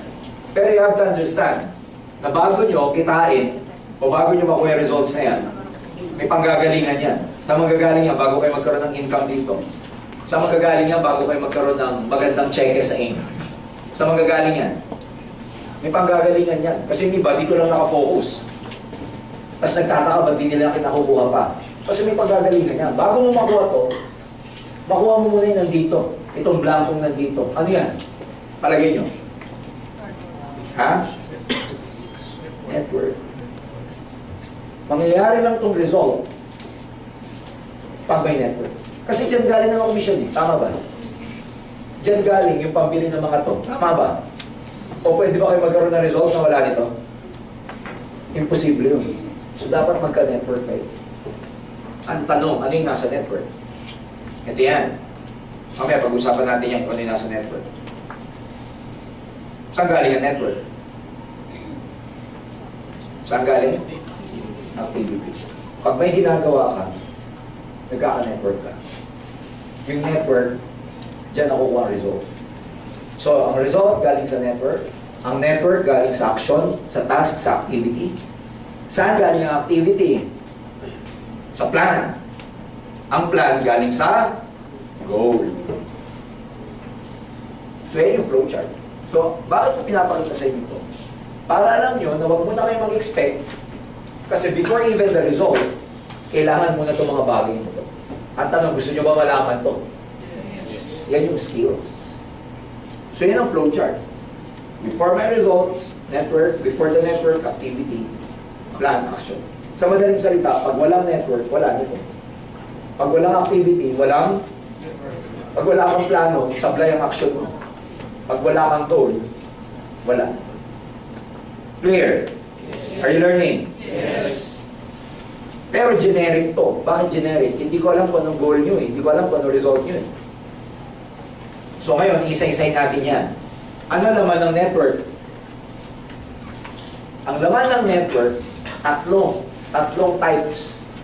May users, may retailers, tsaka may networkers. Sa madaling salita, pag nag-build ka ng network mo, minsan hindi ka lang naghahanap ng ma-recruit. Minsan makakakuha ka ng bebentahan mo lang o makakakuha ka ng taong mahilig sa benta-benta. Kaya if some people tell me, apply nakakainis yung downline ko. Sabi ko, bakit? Walang ginawa kundi magbenta. Pag yung downline mo walang ginawa magbenta, so di magbenta, anong kategory niya? Anong kategory niya? Retailer. Huwag mo nang i-push na mag-network. Kasi sa network na, meron talagang sadyang gano'n na mag-retail lang. Nag-gets niyo siya? Oo, nagre-recruit ka. Bakit ko sa inyo tinuturo to? Ayaw nung nire-recruit mo, ano gagawin mo sa kanya? Bentahan mo na lang. Diyan nakakalimut ang maraming networker. Kasi mindset nila, pag may nire-recruit, recruit lang. Hindi nila lang pag ayaw, customer yun. Pag di may points ka na, may commission ka pa. Tama ba? Yes. No. Huwag kayong makakalimot. To some people, ang focus nila, puro ito lang. Hindi. Minsan maghanap ka na retailer tsaka users. Again, ang healthy na network yung maraming users. So pag meron kayo nire-recruit at ayaw, convert them to users. Sometimes may marirecruit ka. Ang gusto lang muna magbenta-benta. Pero ang evolution niya, from benta-benta, one day, makikita niya rin yung picture of networking. In fact, meron ako mga downlines, kaya ako naging downline. Customer ko muna. Sa ganda po ng kanilang experience, product, ang ginawa nila, kinwento. Nung sinabi ko sa kanya na pag nagkukwento ka, alam mo meron kang profit, ano ginawa niya? Kwento siya ng kwento kasi meron siyang 25%. By the time na nakikita niyang dumadami yung customer niya, ano na tawag sa kanya? Retailer. Ngayon, yung mga customer niya, gusto rin magbenta, saka ko siya na ngayon na i-convert into network builder. Pero saan mo na nauna? User. In fact, sa study ko, even in my former company, ang pinakamatibay na networkers, alam niyo kung sino? Yung mga naging users na. Yan ang pinakamasarap na recruit. Yan ang pinakamasarap na networker. User muna bago naging networker. Hindi ano yan eh. Hindi mo matitibag kahit anong mangyari. It's not just about the finances kasi. Experience na sa product ang meron yan eh. Kaya kahit ganong negative ang abutin sa labas, wala. One example, yung mami ni John B. She's a very good retailer. Kasi meron siya experience sa product. She's a very good retailer, sharing ng product. Nakita niyo yung benefit sa customer niya ng kanyang mga produkto. That's why she's a very, very effective networker. Kaya kung sino yung effective na networker, evolution yan from user to retailer. Kaya minsan ikaw, pwede mo palang i-convert yung sarili mo to becoming a best networker. Ano yun? Maging heavy user ka ng produkto. Kasi pag ikaw, heavy user ka ng product, ang evolution mo from being a user to networker is very effective. Kesa dun sa ang pagkaka-join mo, purely networker ka lang. Iba kasi pag may experience ka sa product. So ano hanapin nyo sa grupo nyo? Users, retailers, and networkers. Hindi lang ito tatlong type. Okay? Kaya yung may mga grupo dito na ito pa lang, may dalawa pa kayong hanapin. Kung meron naman dito, ito pa lang, meron pa kayong dalawang hanapin. So ibig sabihin, hanapin nyo lahat yan. Hindi pwedeng hindi. Clear? Yes. Ngayon, ang tanong, paano makakapag-produce ng user, retailer, tsaka networker? In other words, paano ako makakapag-produce ng network? Ito kasi mga to, tao to eh. Tama ba? Tao to bagay? Tao yan eh. Paano ako magkakaroon ng network? Ito ngayon yung mga activity. Paisa-isa to. Ito yung skills. Number 1, prospecting. Ito, ano to stages to, ibig sabihin. Chronological arrangement. Ibig sabihin, from step 1, step 2, step 3, step 4, to tinuturo ko. Prospecting. Pag sinabing prospecting, ano yan? Pag sinabing prospecting, example, pag pumunta kayo sa mall, pumunta kayo sa ibang bagay, pumunta kayo sa gathering, pumunta kayo sa handaan, make sure na yung antena nyo naka-on. Antena ba? Dapat i-turn on nyo muna yung antena na yan.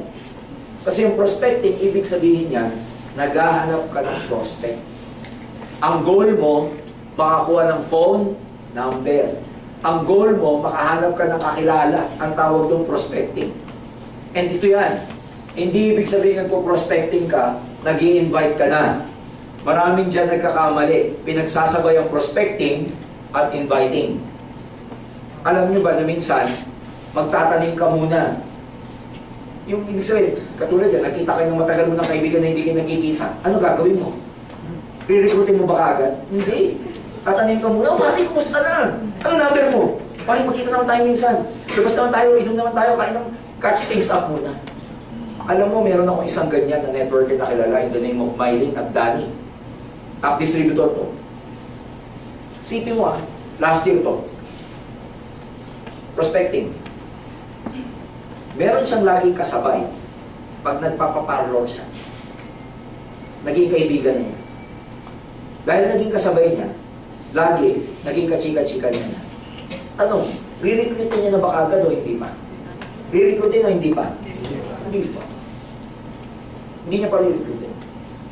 Ito naman, ito, hindi naman exaggerated, pero hindi ko naman sinasabing ganito yung gawin nyo para lang malaman nyo yung idea ng pagtatanim. Hindi sabay sila lagi nagpapapalo. Naging magkaibigan na sila. Pero walang negosyong usapan. Nag-gets nyo? Kaibigan lang. May-ari pala ng garments factory ko. Okay? Nagkumakain sila, may asawa siya, may asawa siya, nagdi-dinner sila together. Tanim lang. Walang recruiting, wala lahat. Kaibigan lang. Hanggang nakita daw noon kung ano yung lifestyle ni Maylin. Hanggang nakita noon kung ano yung lifestyle nila mag-asawa. Sila naman, nakikita nila yung lifestyle nito, lagi na sakit ng ulo. Kasi may pinupondohang cheque. Sakit ng ulo ng mga empleyado, mga supplier, etc. In other words, mga kaibigan, hanggang ganun lang, walang recruiting. Na-recruit nila, alam nyo, after ilan? After 2 years, saka sila nag-join sa Engr. Ano tawag doon? Tanim. Hindi ko sinasabing 2 years din kayo magtanim, ha? Si Maylin, kaya niya magtanim ng 2 years ng ganun kasi successful na si Maylin. Ang lesson doon, yung tanim yung sinasabi ko. Minsan, pag may nakita kang prospect sa mall, sa beach, ito marami mga beaches, gathering, tanim ka muna, mga 1 linggo. Gets siya ba? Kita muna kayo, coffee, etc. Wala muna recruiting, buhay muna. Merong tinatawag na form. Alam niyo yung form? Naituro na itong form? Oh, family, occupation, recreation, saka mo makukuha yung message. Kumustahin mo muna pamilya. Magkumustahan muna kayo tungkol muna sa pamilya. O next sa pagkita niyo tungkol sa trabaho naman. Pag nalaman mo yung trabaho niya, mahina. Maririnig mo ito. Pag narinig mo sa trabaho niya, hindi siya satisfied, ako, grabe to, malapit ka na. Nawa niyo? Recreation. Walang panahon sa pamilya, walang panahon sa mag-outing, walang panahon sa pagmumall, etc. Walang recreation. Kasi tali-tali sa trabaho, time freedom. Kasi doon mo makukuha yung message. Sa prospecting, meron din tinatawag na man. Alam niyo na yung man? Person of? Money or means. Person of? Authority and with need. So titignan nyo dito kung ano yung prospect nyo. Ang tawag dyan prospecting. When I go to the mall, ang eyes ko, you know, ang likod. Kasi hindi malalaman kung sino yung mga makakasalubong. Tsaka ganito yan eh. Sabi natin kanina, pinag-usapan natin, huwag mong hintayin na yung sitwasyon na makibagay sa'yo. Ikaw ang makikibagay sa sitwasyon. If the situation presents itself, na pwede ka magkaroon ng kaibigan, pwede kang ma-approach ng tao kahit stranger, go for it. Ako, I always do that in the bank. Pag nasa bangko ako, haba ng pila, ako ang dami ko nakakukuha dyan prospect. Tama niyo ba? Yung iba, nagpumipila sa Meralco, sa Manila, kasi ang haba ng pila sa Meralco. Nakakakuha sila ron. Ang tawag doon, prospecting. Sa Davao, ang office natin sa Davao, 4th floor.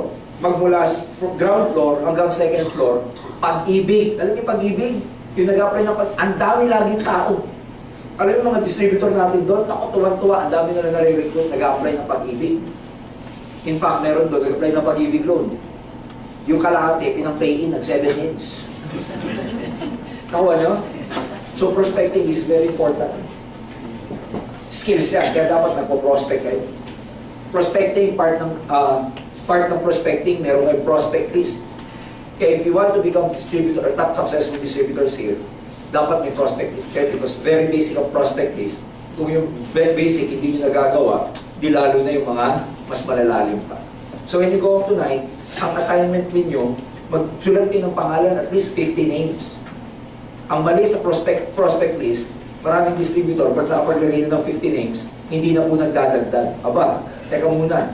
Dapat yung prospect list nyo, lagi kayo nag-update. Dinadagdagan yan.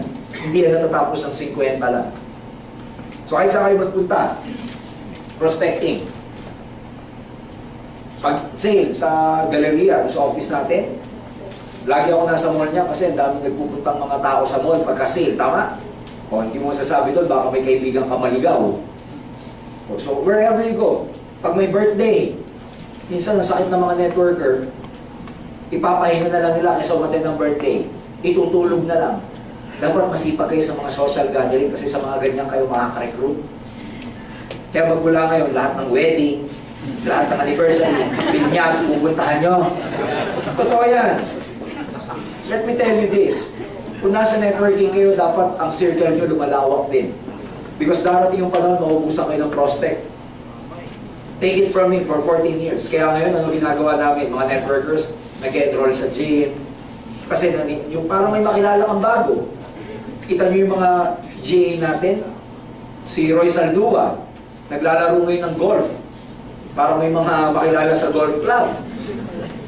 Kailangan, lakihan mo rin yung ano mo eh. Kasi after a while, masasaturate mo yung mga prospect mo eh. So dapat magdagdag ka. Yung iba, sumasama ng Lions Club, JCs, para lang magkaroon ng prospect. You get what I'm saying? So, prospecting ang tawag doon. Okay? Oh. Second stage, pagkatapos ng prospecting, ano gagawin mo? Mag-recruit ka na. Recruiting means sponsoring. How do you recruit people? Ha? How do you recruit? Sa nagsisimula ang recruiting? Nagsisimula ang recruiting sa invitation. Ang goal nyo, pagdating sa recruiting, ang goal dito, i-present ang OPP. Pag nasa recruiting stage na kayo, your goal is to present the OPP. Pag nasa prospecting ka, your goal is to get the number para magkaroon kayo ng communication when to set an appointment. Ang goal sa prospecting, masama mo lang siya sa prospect list mo. Pero pag nasa prospect list na, ang goal mo naman ma-recruit. When we say sponsoring or recruit, dapat ma-presenta ng OPP. Now, paano ba na-presenta ng OPP? May tatlo paraan yan. Although mamaya, meron akong sasabihin mamaya, no? Dito sa pagdating sa presenting. Ang goal mo pag nagre-recruit ka, ma-presentan siya ng OPP. Ulitin ko ang goal mo ang goal ng recruiting, ma-presentan. So simple lang. The more presentations you have, the better. Pero magkakaroon ka ng maraming presenting or presentation pag marami kang nare-recruit. Marami ka lang nare-recruit pag marami kang prospect. So saan ka magsisimula? Prospecting. Kaya alam mo pinaka-importante sa lahat dyan, kung ano? Prospecting. Yung mga tao na uubusan ng mga recruit, kukunti kasi ang prospect, dito sila mahina. Sa skills, kung meron na ibibilin sa inyo ngayong gabi, hindi ito muna. Start with prospecting. Magparami kayo ng prospect. Win friends, get numbers, get referrals. Pati yung kaibigan ng pinsan mo, gawin mong kadikit. Lahat ang goal mo ngayon, ganituhin. Pagkatapos mong kausapin, bili mo sa kanya, pare dahil nag-meet na tayo ngayon, ganito na tayo Lahat, kahit acquaintance lang, pagkatapos nakakuha na yung number, pare tayo na Kailangan maging close mo. In other words, kailangan do your best na magkaroon, madagdagan ang prospect listing. Ang networking, tandaan nyo mabuti ito. Numbers ang networking. Ang operation dito, numbers. The more, the better. Mas marami kayong kakausapin, mas maganda. Pag kukunti lagi kinakausap nyo, network, maliit. Remember, bakit siya numbers? Hindi lahat ng mga kakausapin nyo maniniwala. So, saan nyo kukunin? Sa numbers. Like, kung ang batting average, 10%, sa 100, ilan ang meron ka? 10. Kung sa 10, 10%, ilan ang meron ka? Isa na. Sa 5, ilan ang meron ka? Kalahating katawan. Hindi naman pwede yun. Nakuha nyo ba? Numbers. Don't expect na, don't play with luck. Some people, they'd rather, play with luck na, okay lang, baka swertihin ako. No. Nakukuha to sa numbers. Sa numbers nyo lagi kukuha. So, ano yung sa recruiting? Diyan po papasok yung invitation. Invitation like what? Ang pinakamahirap ma-invite yung kaibigan na alam na networking. Tama ba? Pag sabi ng kaibigan nyo, pare, alam ko na yan. Alam ko na yun. Amoy networker ka, Brad, sabi sa'yo. Hindi ka pa nagsasalita. Ang pinakitaan. May mga ganun prospect, ang galing mga boy. Yung papasok ka pa lang, gaganto ka lang, pare, oh, wag. Inuurusan ka, walang yan. No. O, paano pag may kaibigan ka, halimbawa, ganito. Ako ang teknik ko ganito. Pag sinabi sa akin na, pare, ayoko talaga ng networking, nakaten na ako niyan, ayoko ng recruiting, blah, blah, blah. Lahat na ng reason sa mundo, inaabot mo na. Pero kaibigan mo, ako ang ganito ginagawa ko, sabihin ko sa kanila, Brad, ano ba alam mo sa networking? Ay, yung recruiting ko, blah, blah, blah, wala akong time, blah, blah, blah. Sabihin ko sa kanila ganito, total kaibigan naman kita. Kung meron ako isang favor na hihingin sa'yo, sa buong pagkakaibigan natin, kung may isa akong pabor na tatanawin ng malaking na utang na loob sa pagkakaibigan natin, pagbigyan mo lang ako one time, sama ka sa akin, pakita ko sa ito. Pag hindi mo nagustuhan, hindi na kita uulitin. Pero ulitin ko, kung meron akong one favor na hihingin sa'yo, sa buong buhay ko na to, Brad, sama ka sa akin, pakita ko lang. Pag ikaw narinig mo yun, sama ka hindi? Sama. Kasi sa buong buhay na pabor na eh. Magkakot na yun eh. Pagkakaibigan na itinaya eh. Tama ba? But tipong ano ba naman yung makita mo? Pag hindi mo lang ako. Pag hindi mo nagustuhan, hindi na kita ko kulitin. Trust me. Yun yung mga magic word na sinasabi. May prospect ka. Ayaw. Kung ano nung mga narinig mo. Sabi mo sa kanya, pare, alam mo, sa totoo lang. Sa type mo, sa, sa personality mo. Pare, pag nakita mo yung negosyo ko, hindi pwedeng hindi mo magustuhan. Mga ganong magic word ang gagamitin mo. Hindi pwedeng hindi mo magustuhan. Kasi yung ini-inject mo sa kanya, sublime yun eh. May impact yun sa subconscious mind. Yung mga magic word na hindi pwedeng hindi mo magustuhan. Kailangan makita mo siya. 1 hour lang, pagbigyan mo lang ako. Pag hindi mo nagustuhan, hindi nakita ko ulit. Yun yung mga ginagamit ko before. May mga invitation na, trust me. Gagamitin mo yung trust factor. Pare, kung ano man narinig mo sa networking, pare, huwag na yun ang tignan mo. Ako nag-invite sa'yo. Siguro naman may tiwala ka sa akin. Pakita ko lang sa'yo, trust me. Yung trust factor na gagamitin mo. Kasi minsan, ayaw nila, hindi naman dahil sa'yo eh. Ayaw nila dun sa idea ng networking. Kaya ano gagamitin mo? Ikaw. Yung relationship ninyo, yung trust sa'yo, yun yung gagamitin. At ang goal mo, maipakita. Ulitin ko lagi niyo pong tatandaan to. Para hindi kayo namimili ng prospect. Ang sakit ng mga distributor, namimili ng prospect. Kunwari may re-recruitin, ay ayaw nun. Ayaw nun. Kunwari may sasabihin, may kakausapin, ay ayaw niyan, may kaya niyan. Ay wag yan, jeepney driver lang yan. We tend to probe. Alam niyo yung probing? Please, do not judge your prospect. Kasi hindi masasabi ng prospect nyo, may kaya o wala, magaling o hindi, mayaman man o hindi. Wala tayong karapatan mag-judge. You know why? Kasi sila lang ang makakapagsabi pagkatapos nila makita ang OPP kung magugustuhan nila o hindi. It's not for us to judge. Kasi iba ang processing ng utak pag nakikita yung OPP. Ilan na bang prospect nyo nung nakita yung OPP? Nung una, alam mo, ayaw nila. Nung nakita, mas naging active pa kaysa sa'yo. Tama ba? Ilan naman prospect natin yung sa palagay mo gusto. Nung nakita siyang number 1, ayaw. Kaya hindi mo masasabi, huwag tayo mag-judge. Tignan nyo, yung Leo Kaduyak, meron bang sponsor yon? Kung ginudge nung sponsor si Leo, na dating grade 5 lang, tapos tricycle driver, kinuha pa siya o hindi na? Hindi na. So do not judge. Kaya pagdating dito, lahat kausapin ninyo, lahat i-prospect ninyo. Hindi nyo masabi. Bago ko malimutan, ang OPP may magic. Ang goal mo ipakita to. Kasi pag nakita to ng mga tao, ng prospect mo, diyan nagbabago ang isip nila. Pag nakita yung bilog-bilog, diyan nagtutwist. Yung mga negative, dito nagiging positive. Your job is to present. Hayaan mo yung OPP ang makakonvince sa kanila. Because yung OPP natin, hindi nyo na kailangan maganda. Yung ating marketing plan, hindi nyo na kailangan pagandahin. Dati na siyang maganda. Ang trabaho mo lang, ipakita. Clear ba tayo doon? Yes! Ilan ang presentation? Ilan type ang presentation? 3 yan.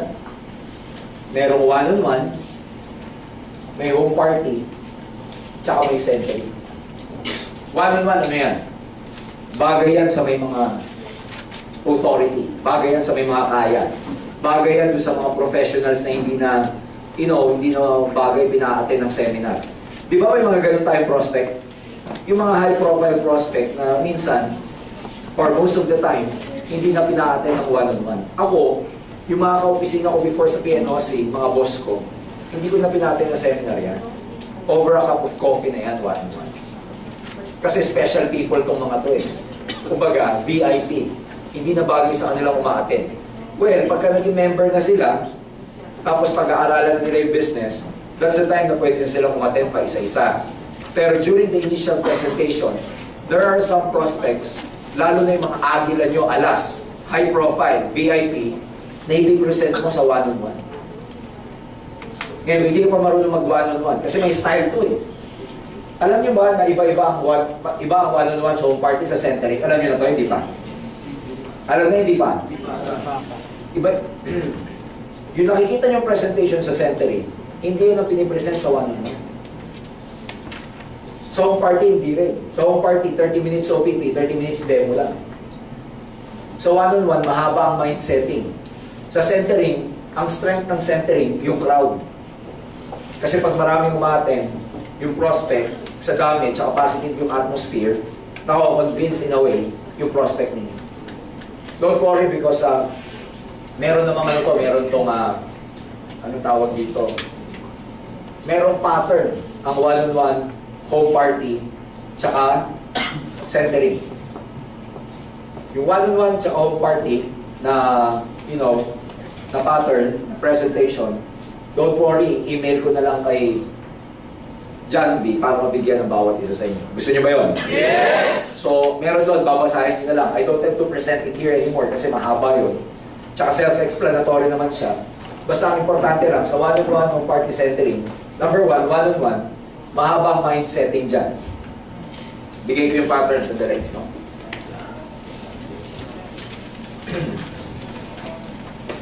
Okay. One-on-one. Well, sa lahat naman to. Sa lahat. Ito ang pattern ko sa lahat.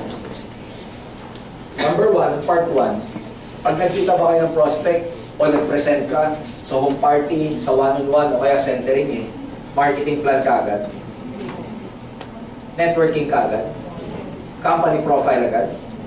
Ano una? Ang pinakauna, alam nyo, testimonials, ano pa, sharing, how did you join, etc. Itong portion na to, ang tawag dyan, mind setting. Okay?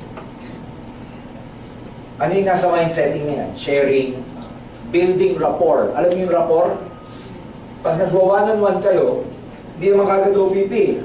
Rapport muna. When I say rapport, kumusta na kung ano ba? Kumusta? Saan ka nag-work? Kumusta work mo? Kumusta trabaho? Etc. Blah, blah. Ang tawag sa rapport, palagayang loob muna. Especially sa one-on-one. Nagpapalagayang loob muna kayo. Mind setting. Nagets nyo? Parang ganito yan. Ako, hindi ako bumubunot ng ballpen at papel sa one-on-one. Hindi ako nag-OPP. Kung sa mind setting pa lang, hindi ko siya na-convince. The moment na binunot ko yung papel, yung ballpen ko during one-on-one, ibig sabihin yung kausap ko, in the bag na. Hindi ako nagpe-present ng OPP pag siya, hindi ko pa nakukuha. Nandiyan sa ibig sabihin, ganun ako ka-effective mag-one-on-one. Pag one-on-one kita at nilabas ko yung ballpen ko, half convinced ka na ibig sabihin. Bakit ako ganun? Again, kasi nga 14 years na ako. I don't expect you to do that. You will do it practice by practice. So darating ang panahon, kami, ganyan ako, yung sponsor ko. Lahat ng downlines ko, alam yan. Pag nasa isang restaurant kami, kunwari sa galeria, karamihan ng tambayan ng mga networkers dyan, from yung coffee bean o kaya itong Gloria Jeans. Pag nagko-coffee ako sa coffee bean at meron akong prospect, yung mga downlines ko nasa ibang table kasi meron din silang one-on-one. Tinitignan nila ako. Pero the moment na bumunot ako ng papel, makikita mo mga noon nila gumaganito. Gumagano na. For them, alam na nila na in the bag na yung kausap niya. The moment. Pero pag hindi ko nilabas ang ballpen ko, Hindi ako mag-aaksaya ng oras sa tao. Kaya so yung ibig ko sabihin, as a networker, I'm prouder than my kausap. Mas mayabang ako kaysa kausap ko. Pag ayaw mo, wag. Something like that. Kasi pinapakita ko sa'yo, opportunity. Hindi ko kailangan magmakaawa. Yes, di ba? Hindi ko, because I know what, alam ko ano nandito eh. Tama ba? So, una, mindsetting muna. Pag na-mindset mo na, ganito yung pattern. Okay? Number 2. Saka mo palang yung OPP. Ang OPP, ang pattern niya, number 1, don't forget, company profile. Okay? Ano yung nasa company profile? Ilang years ang aim, sino may-ari, etc. Blah, blah, blah. Number 2, concept ng networking. Huwag niyo kakalimutan, ipaliwanag to. Ano yung concept ng networking? In-example ba dito sa OPP yung kay Lucio Tan? Hindi. Lucio Tan? Nababanggit? Ayan, concept of networking yan. Okay? Halimbawa, si Lucio Tan ito. What is networking? Ang networking din ito. Ikaw to, dalawa yan. Pwede kang magbenta, pwede kang mag-recruit. Sa benta-benta, maganda siya kung may benta. Pero pag wala kang benta, wala kang kita. Kaya dito sa networking, yung ginagawa namin, nag-e-expand. Just like any traditional business, mag-e-expand ka muna. O mag-e-expand ka to para lumaki yung negosyo mo. Pero imbis nang i-open mo, tindahan. Halimbawa, meron kang hardware. Kung gusto mo lumaki yung hardware mo, magdagdag ka ng hardware. Halimbawa, meron kang taxi. Kung gusto mong lumaki kita mo sa taxi business, magdagdag ka ng taxi. Pero imbis na taxi o tindahan ang i-open mo dito, gagawin mo dito tao. Magre-recruit ka. Kailangan itong bilog-bilog na to, maipakita nyo. Kasi pag hindi na ipapakita itong bilog-bilog na to, na ipapakita yung marketing plan na hindi alam ang konsepto ng networking ng mga prospects natin. So dapat makita. Pag ito, yung kaibigan mo, nag-recruit, okay? Ikaw, nag-recruit ka, yung mare-recruit mo, dalawa rin ang option niya. Pwede siyang magbenta, pwede rin siyang mag-recruit. In other words, sasabihin mo sa prospect, pag ito pinadami ko, pag ito tinuloy ko yung cycle, nadami ba hindi? Nadami hindi. Ano ang networking? Ito kaibigan ng kaibigan ng kaibigan mo, itong tao to, kilala mo pa hindi na? Pag ito nagbenta sa customer, may kita ka wala? Ikaw ba nagbenta? Kilala mo pa ba siya? Bakit maganda siya? Simple lang. Kahit ikaw may trabaho ka, kumikita ka. Bakit maganda siya? Kasi kahit nakatali ka sa trabaho mo, as long as there are product movement in this network, kumikita ka. That's why dito, possible yung 100,000 naman. Kasi itong 100,000 naman doesn't come from your own effort, but from the effort of a lot of people doing small things na pag ginawa, pag pinagsama-sama, nagiging volume. Clear o hindi? Pag naipakita nyo sa prospect nyo, dyan na maintindihan ng networking. Bago nyo ipaliwanag yung marketing plan. Guess what? Walang pinagkaiba to sa negosyo ni Lucio Tan. Lucio Tan to. Example ko negosyo niya yung Fortune Tobacco. As Lucio Tan, manufacturer, siya ba nagbebenta sa customer? Hindi. Binabagsak niya pa yun sa wholesalers. Yung wholesalers, ibabagsak sa area agents. Area agents, ibabagsak sa middlemen. Middlemen, binabagsak sa mga retailers. Diyan tayo bumibili. Let's say you buy a cigarette worth $250 sa outlet na to, o sa tindahan, o sa batang ito. Pag itong customer bumili ng Yossi sa tindahan na to, si Lucio Tan, kumita hindi. Siya ba mismo nagbenta? Si Lucio Tan ba, kilala ko to? Ito, kilala si Lucio Tan, pero si Lucio Tan, hindi kilala to. Pero kumita siya. Let's say sa $250, ang kinita ni Lucio Tan, 10 centavos na lang, cost. 10 centavos sa isang stick. Sa dami ng nag-Yossi, magkano kinikita nito? Ang hindi alam ng maraming tao, ang negosyo namin sa networking, pareho lang. Nagkaiba lang kami sa produkto. Kung ang produkto niya nakaka-cancer, ang produkto namin nakakatulong sa may nakaka-cancer.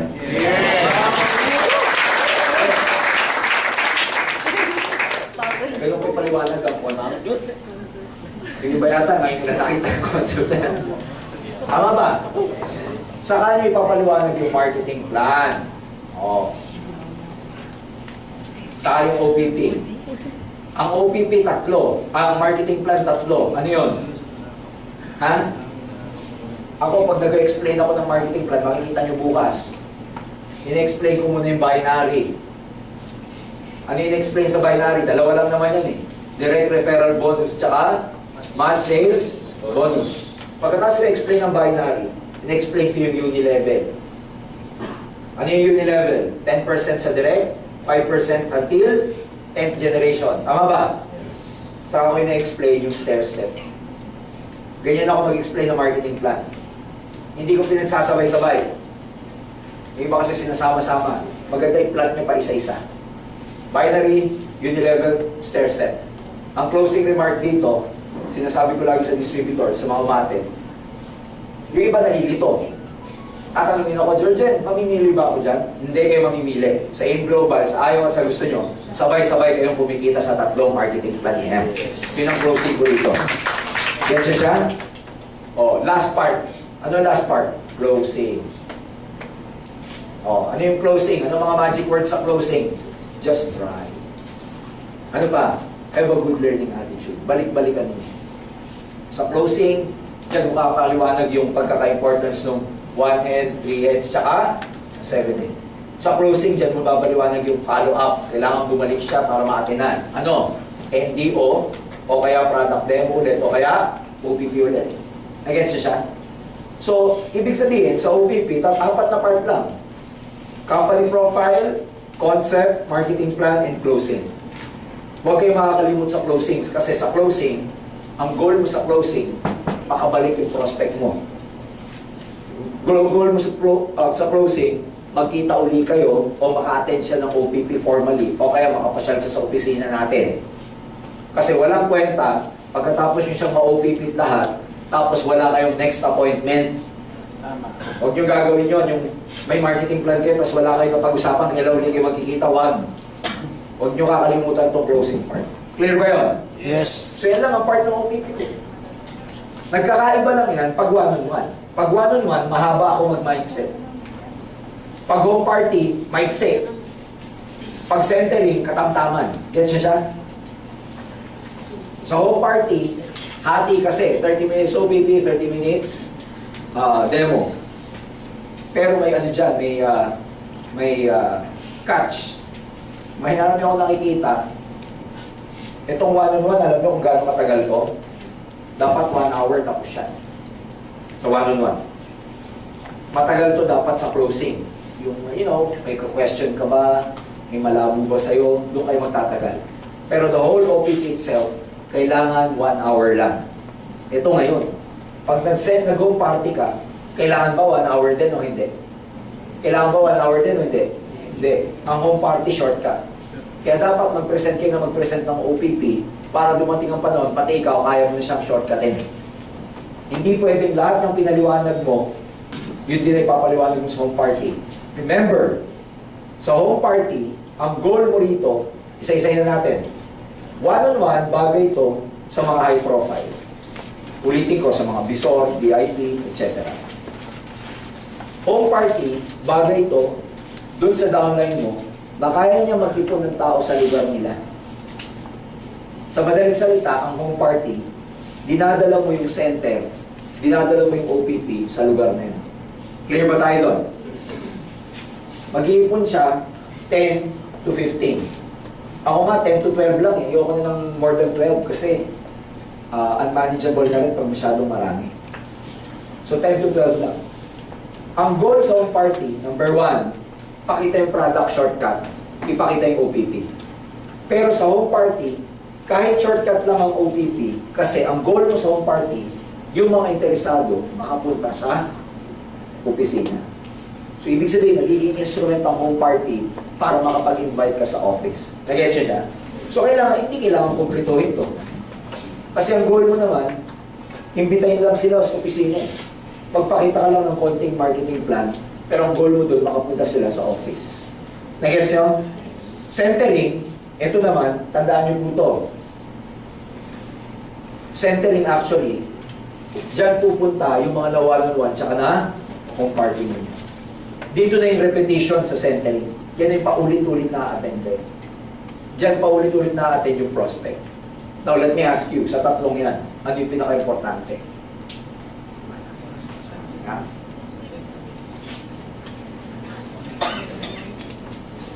Sa tatlong yan, ano yung pinaka-importante? Guess what? Sa tatlong yan, ang pinaka-importante, yung tatlong yan. Tama. Dapat meron po kayong activity ng tatlong yan. Unhealthy ang network na isa lang dyan ang ginagawa. You should be doing all at the same time. Okay? So, alternate. Kung wala kang one-on-one, dapat may home party o centering ka. Kung wala kang home party, dapat may one-on-one ka. Kung wala kang one-on-one, dapat may centering ka. Problema kasi sa iba, pag wala ng one-on-one, nagsisentering, siya lang. Mali yun, dapat may invited ka sa centering. Nag-gets siya?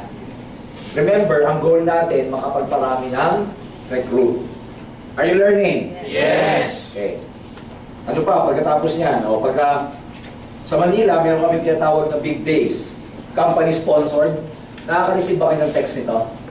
Minsan sa Manila, meron halimbawang i-rent ng Jollibee sa isang lugar, iti-text lahat ng distributor ng AIM Global, pupunta doon, pwede kang magdala ng prospect kung saan man yung venue na yun.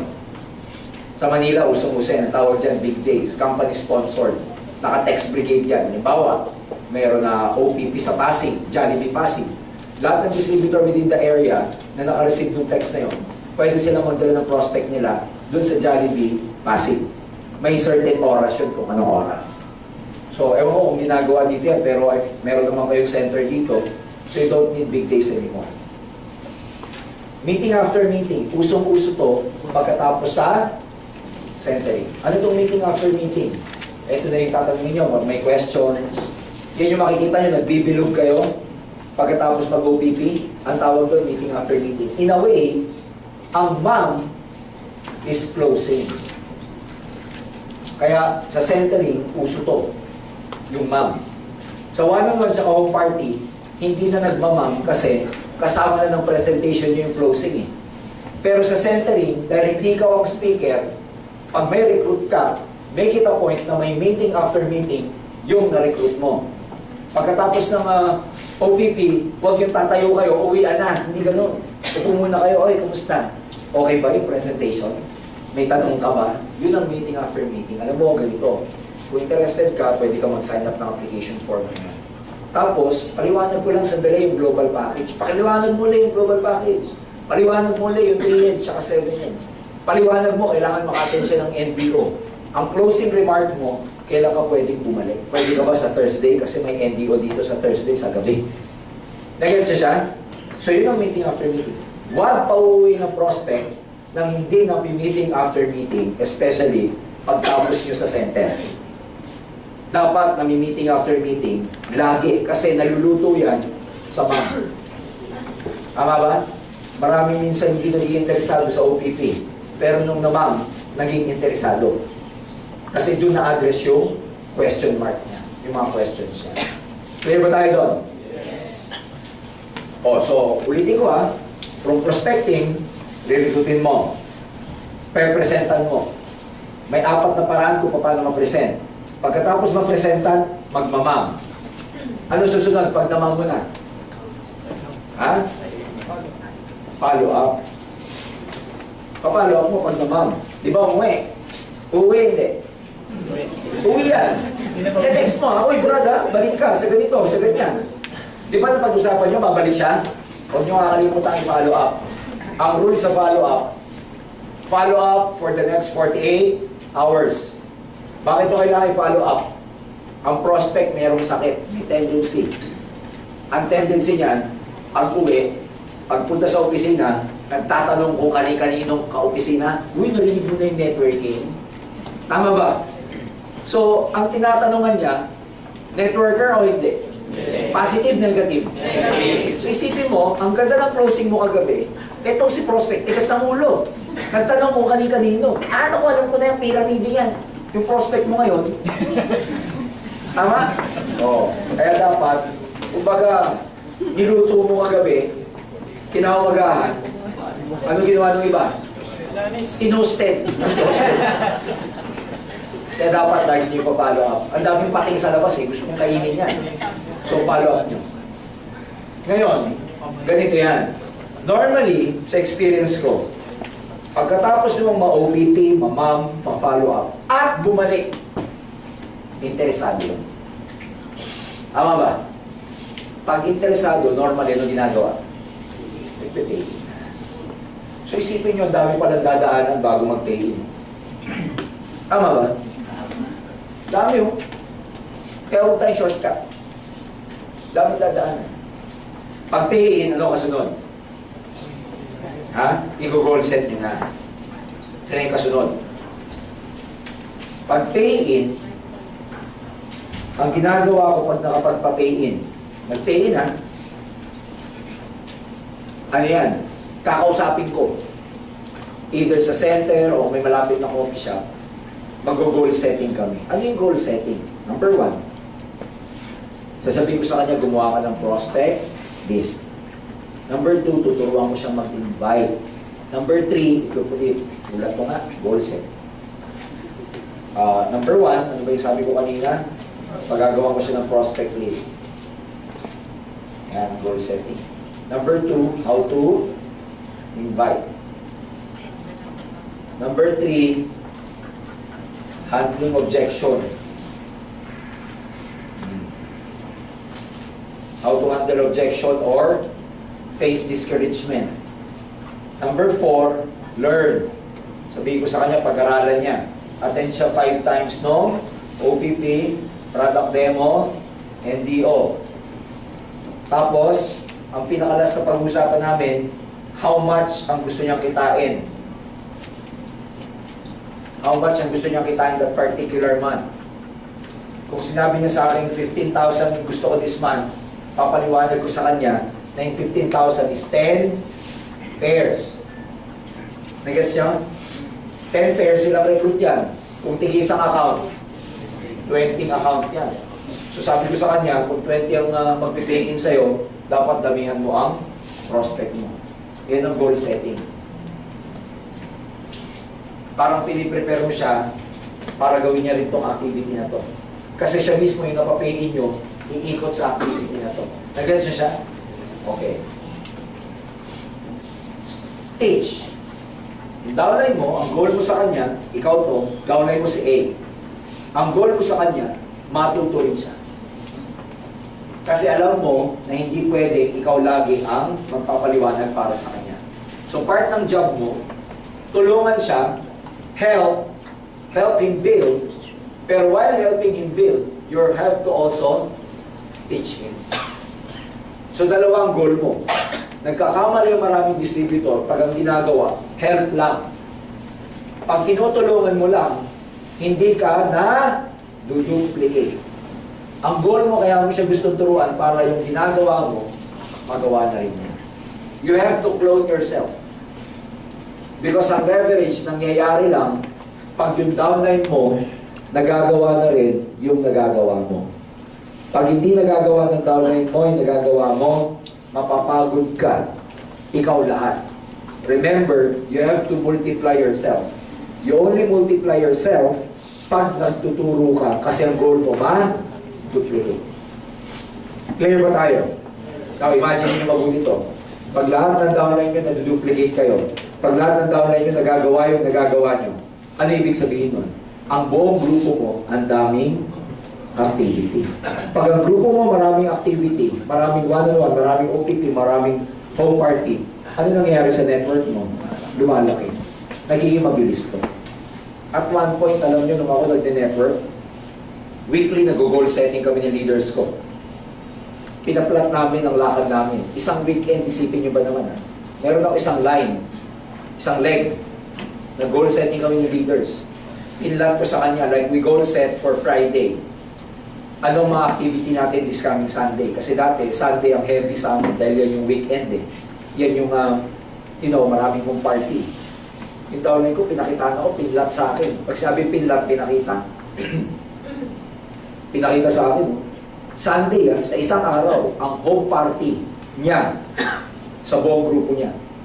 14 home parties in one day. Bakit namin kailangan pag-usapan? Para division of labor. Sa 14, ang kaya ko yung 3. Siya naman ang kaya niya, 3 rin. So meron pang ilan? Meron pang 7, tama? Pinagati-hatihan niya ng downline niya. Meaning sa isang araw, may 14 activities sa isang network ko lang. 14 ang nag-home party. 14 ang bibig na gumaganyan. Ano ang translation niyan sa network? More users, more retailers, more network users. Bigger result. Let's think about the otherwise. Paano kung ako lang ang marunong mag-home party? 14 ang home party. Mapupuntahan ko lahat, hindi. Kaya there needs to be a duplication. Your network will fly, lilipad ang network ninyo pag kayo natuto mag-isa mag-OPP. Kasi the moment matuto ka mag-isa mag-OPP, yung mga magiging downlines mo, iduduplicate ka. Pero pag lagi nag-OPP sa'yo upline mo, wala kang maduduplicate ang downline mo sa'yo. So ako, mas bumilis ako noon nung natuto ko mag-OPP. Kaya ang goal ko sa bawat isa sa inyo, ipag-goal ko, na kailangan kayo lahat, maybe about 2 to 3 weeks from now, kailangan marunong na kayo mag-present individually ng marketing plan without your uplines. Doon kayo to take off. Believe me, as long as yung upline mo nandyan, yung confidence level kasi sa atin, mas maganda pag yung upline ko kasi magaling na yung upline ko. Totoo yun. Pero ang worry, ang danger doon, pag upline mo lagi yung gumagawa, yung skills mo hindi na di-develop. And your upline can only do so much. Hindi niya kayang gawin lahat. Kailangan at the end of the day, ikaw, magamit mo yung pinaka-importanting instrument natin, yung ballpen at papel na gagawa mo mag-isa. Ako, gumaling ako mag-OPP sa harap, kasi sa batak na batak ako sa one-on-one tsaka home party. Ang maganda naman, pagka nag-OPP kayo, hindi naman alam ng kausap nyo kung nagkakamali kayo eh. Kaya okay lang magkamali. Ngayon, hindi man naniwala, okay lang. Napag-practicean nyo naman. Tama ba? Kaya mga gamit, sabi sa offline, kasi hindi mo kasi naman, hindi ko tuloy na pa-pay. Okay lang, napag-practicean mo naman. Kasi minsan ang confidence, minsan ang mga downlines, laging sa'yo. Hindi naman magmamaterialize yun ganun lagi. Kung laging ikaw, ang tawag namin dyan, kailangan paunti-unti, matuto yung downline. Alam niyo yung mga eagle, sa discovery ko napanood ko eh. Yung mga inakay na eagles, normally, yung mother eagle, she hunts for the, for the eaglets eh, yung mga maliit na eagle. Ang ginagawa pa niya, pag nakakuha siya ng rabbit, yung beak niya, yung tuka niya, inaano niya, yung ginagawa niyang pino, yung bawat strip ng, let's say, laman, meat ng rabbit, para kumasya dun sa bibig ng mga sisiw. Ang galing, very caring. Pero habang lumalaki na, ginagawa pala ng nanay, para maobliga yung mga anak na umalis dun sa nest, habang lumalaki na, yung nanay, yung nest naka-design, na yun, habang tumatagal, may mga lumalabas na tinik. Yung nest, either nilalagyan nila ng tinik or whatever, para maging uncomfortable yung mga eagle na maliliit. Darating ang panahon, gusto na lang umalis doon kasi may mga tinik yung nest nila. So, ganun din dito. Kasi doon ka matututong lumipad eh. So, yung mga upline, pag nasa center lagi yung mga downline nyo, lagyan nyo ng tinik yung mga inuupuan nila. Para matutong lumipad. Nag-gets nyo ba? Hindi. Ang ibig sabihin ng tinik, minsan representation niya ng hurt. Representation ng hurt yan. Ako, nasaktan ako ng upline ko pero hindi ako lumipad. Yung upline ko kasi, pagkatapos ba naman namin ng home party, isang beses ko na nga lang mahugot.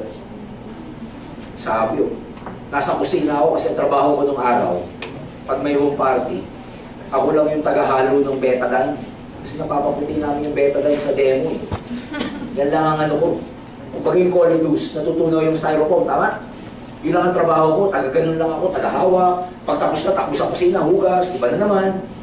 Ba, nung meeting after meeting, habang naghugas ako sa kusina, narinig ko yung upline ko, sabi ko, babalik ako dito sa Sunday. Tuwan-tuwa yung mga tao. Tuwan-tuwa. Ako din tuwan-tuwa, kasi wala sa usapan namin na babalik siya. Tuwan-tuwa din ako. Maya-maya, nung pasakay na kami, sakyan, kasi bahay ng girlfriend ko yun eh. Pauwi na kami. Sabi nito kaibigan ko ni Jun. Sabi ko, pare, thank you nga pala. Babalik ka pala dito sa lingkod. Very thankful ako. Kahit busy ka, pupunta mo itong grupo ko.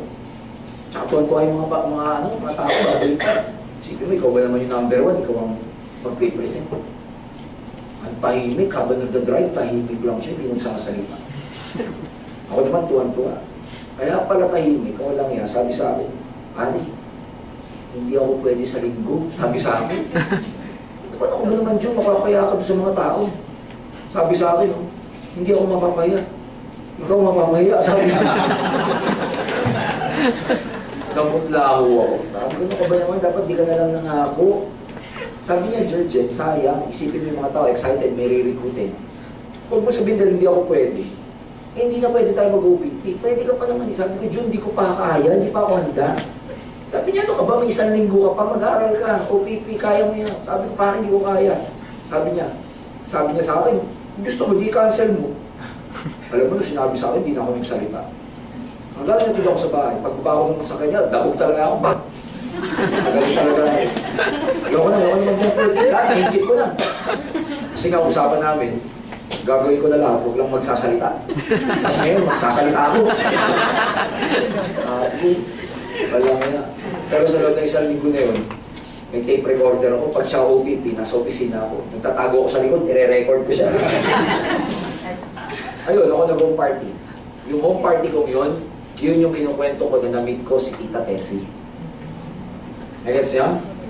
So, minsan naka-design na, mapipilitan ka, masasaktan ka kasi apply mo, schedule niya, hindi mo ma-blame. Pero sometimes naka-design pala yun para ikaw, ma-meet mo na yung alas na naghihintay sa'yo. Kaya learn it your way. Learn it hard way. Learn it na kaya nyo mag-OPP. Learn it na kaya nyo mag-present mag-isa. Learn to be a good speaker. Ladies and gentlemen, magiging speaker ka na magaling one day. Pag sanay o nabatak ka sa labas sa one-on-one tsaka home party. Kahit pagbalik-balik ka rin yung marketing plan, kahit saan ka magsimula, parang puzzle, alam niyo puzzle, yung jigsaw. Pagkabisado mo na yung jigsaw puzzle, magsimula ka sa gitna o sa gilid, mabubuo mo ba siya? Pag sanay na ka na. Ganun din ko. Masasanay kayo sa labas. Kaya huwag kayong mangingitlog lagi sa center. Pag lagi kayo nasa center, hindi kayo matututo. Kasi sa center, dependent ka sa speaker eh. Pero pag lagi ka nag-one-on-one at saka nag-go party, you learn it by yourself. Clear ba yun? Yes. Siyempre, ang huwag nyo kakalimutan turuan, yung downline nyo mag-retail. Kasi gusto natin siyang i-convert na healthy network in terms of product movement. Ayaw lang natin siya maging networker lang, na nagre-recruit lang. Gusto natin gumagamit, tsaka nag-bebenta. Because ang pinag-usapan natin, mas nagiging healthy ang network pag healthy ang product movement. Ang long-term sa negosyo to, yung product movement. Ayan, natatapos na tayo. We go to the plan. Pagdating sa plan, make sure you manage your time very well. Time management to. Well, pag builder ka naman, di pa nakakalito yan. Pag builder ka, ang goal mo lang, paramihan lang ng one-on-one, paramihan lang ng OPP home party. Paramihan lang ito. Okay? Huwag kayong malilito doon sa sinasabi ko kanina na marami kasi mga distributors, nasa building stage pa lang, nag-grow na sila. Mali ang time management nila. Pag beginner ka, alam mo goal mo? Bukod sa sinusuportahan mo yung existing group mo, ikaw, nagdidirect ka pa na nagdidirect. Alam niyo ba na pag dinrawing natin yung marketing plan o yung OPP, ganito yan? Alam niyo ba yan? O hindi? Ikaw to. Downline ka si A. Downline ka si B. Spill over mo si C. Kanino mo ilalagay si C? Pwede kay A, pwede kay B. Pero itong dinrawing kong to, pareho lang yan ito. Ikaw to, A, B, C. Tama ba? Tama ba? Yes. Kaya pagka ako, nagdodrawing ng bilog-bilog na ganito, you know what I mean. Direct. So, ang goal mo, plan, time management, is to look for people na mag-a-active sa'yo. In my experience, ang healthy huwag kayong ihinto na maghanap ng direct hanggat wala kayong 4 hanggang 6 na active na direct. When I say active, Paano na nalalaman ng isang distributor na active? Ito ang mga symptoms niya. Nag-aaral, nagre-learn, nagpo-prospecting, nagre-recruit. May activity lagi, yun ang active. Lagi may pinapawalan naman sa'yo, lagi may pinapa-home party, lagi nagre-recruit sa center. Itong mga to, kaya nga siya tinawag na activity, sign ng pagiging active ng distributor pag may ganito siya. So pag may 4 ka ng downline hanggang 6 na very active sa ganito, stop, doon ka palang hihinto. Kasi sa kanila pa lang, mauubos na oras mo. Pag nag-open ka pa, baka yung ma-open mo, mapabayaan mo lang. Kasi itong existing mo, meron ng tinatawag na momentum. Malalaman mo may momentum ang grupo mo, pag active yung direct mo. Doon sa former company ko, ang naging direct ko lang na kaya kong alagaan, sa sobrang active nila, 3 lang sila. Ubus na oras ko sa kanilang 3. In 2.5 months, nag-global ambassador ako, equivalent dito. What can be done in 1 year? Diba dito nagiging global ambassador normally after 1 year? Doon sa former company ko, ang tawag namin manager. Ang manager doon, nagmamanager doon after 6 months to 1 year. Nag-manager ako part-time, 2.5 months. Bakit? Yung 3 ko, sobrang active. So, pag meron na kayong downline, na 4 hanggang 6, na sobrang active, stop. Diyan na kayo bababa ng bababa. Hanggang lumaki. Gets nyo siya? Hanggang maging leader. Pag na-duplicate na kayo ng 4, saka ka na mag-open ulit. Meaning, saka ka lang mag-open kung kaya mo na silang pabayaan. Pero kung hindi mo pa sila kayang pabayaan, huwag ka muna mag-open. Yun nga lang, may tamang number. Minimum of 4, maximum of 6. Kaya kung meron dito, sabi sa akin, apply, meron na akong active. Stop na ako. Ilan active mo? Isa apply. Polio yan, polio. Polio, bakit? Wala kang pambalance eh. Nag-gets ba? So, ang usapan na, 4 hanggang 6. Pag wala pa kayong 4 hanggang 6, do not stop sa kakahanap ng recruit, ng direct. Last, pagdating sa goals, well, alam niyo to. Specific, measurable, attainable, realistic, and time-bound. Pero pag-uusapan natin itong flowchart na to, between your result and your goals, kung titignan nyo mabuti, yung goals ninyo, tsaka result, mapapansin nyo ano yan. Diba yung result, pumatras tayo hanggang mapunta sa goal. Ano mapapansin nyo sa goal at tsaka result? Mapapansin nyo sa goal at tsaka result, actually, iisa lang yan. Tama ba? Iisa lang yan. Meaning, itong result na gusto mo, kung titignan mabuti, yan din ang goal mo. Yan ang goal mo, kaya lang, pag nag-materialize na, hindi na goal ang tawag sa kanya. Ano na siya? Result. Ngayon, yan ang activity, yan ang skills na dapat na ginagawa niyo. Paano ngayon, pag hindi niyo nakukuha yung goal niyo, o hindi niyo nakukuha itong result? Kasi, pag hindi niyo nakukuha yung goal, goal pa rin siya. Pero pag nakukuha siya, ano na siya? Result. What if hindi niyo nakukuha yung goal? May 4 na batayan. Meron tinatawag na may re-reflect kayo. 4 pillars of success. Ano yun? Number 1. 4 pillars of success. If you do not get your results, if you're not getting the goals you are doing, number 1, make a decision. Take action. Number 3, analyze the result. Number 4, make a jump. Tonight, if you make a decision to get your goals, kaya ako sa inyo pinasulat yung mga goal ninyo, o yung results na gusto niyo. Tonight, make a decision na makuha yung mga goal na yan. Ngayon, if you make the decision, tanong, alam niyo na ba yung mga gagawin? Alam niyo na ba yung mga gagawin? Yes, pinag-usapan niyo natin. Mamaya yan, hindi niyo pa rin alam yung gagawin, ha? Alam niyo na ba yung gagawin? Yes! Take action. Ngayon, habang ginagawa niyo to, at hindi nagmamaterialize yung goals, ang gagawin nyo, i-analyze nyo kung bakit. Bakit? Most of the time, in my experience, kulang ang activity ng distributor kung bakit hindi nakukuha ang goal. Ngayon, pag na-identify mo na kulang ang activity mo, ano gagawin mo? Mag-a-adjust. Ano gagawin mo? Adjustment. Dadamihan mo. Ang fault ng iba, wala sila nitong 3 and 4. Meron lang silang 1 and 2. Hataw ako this month.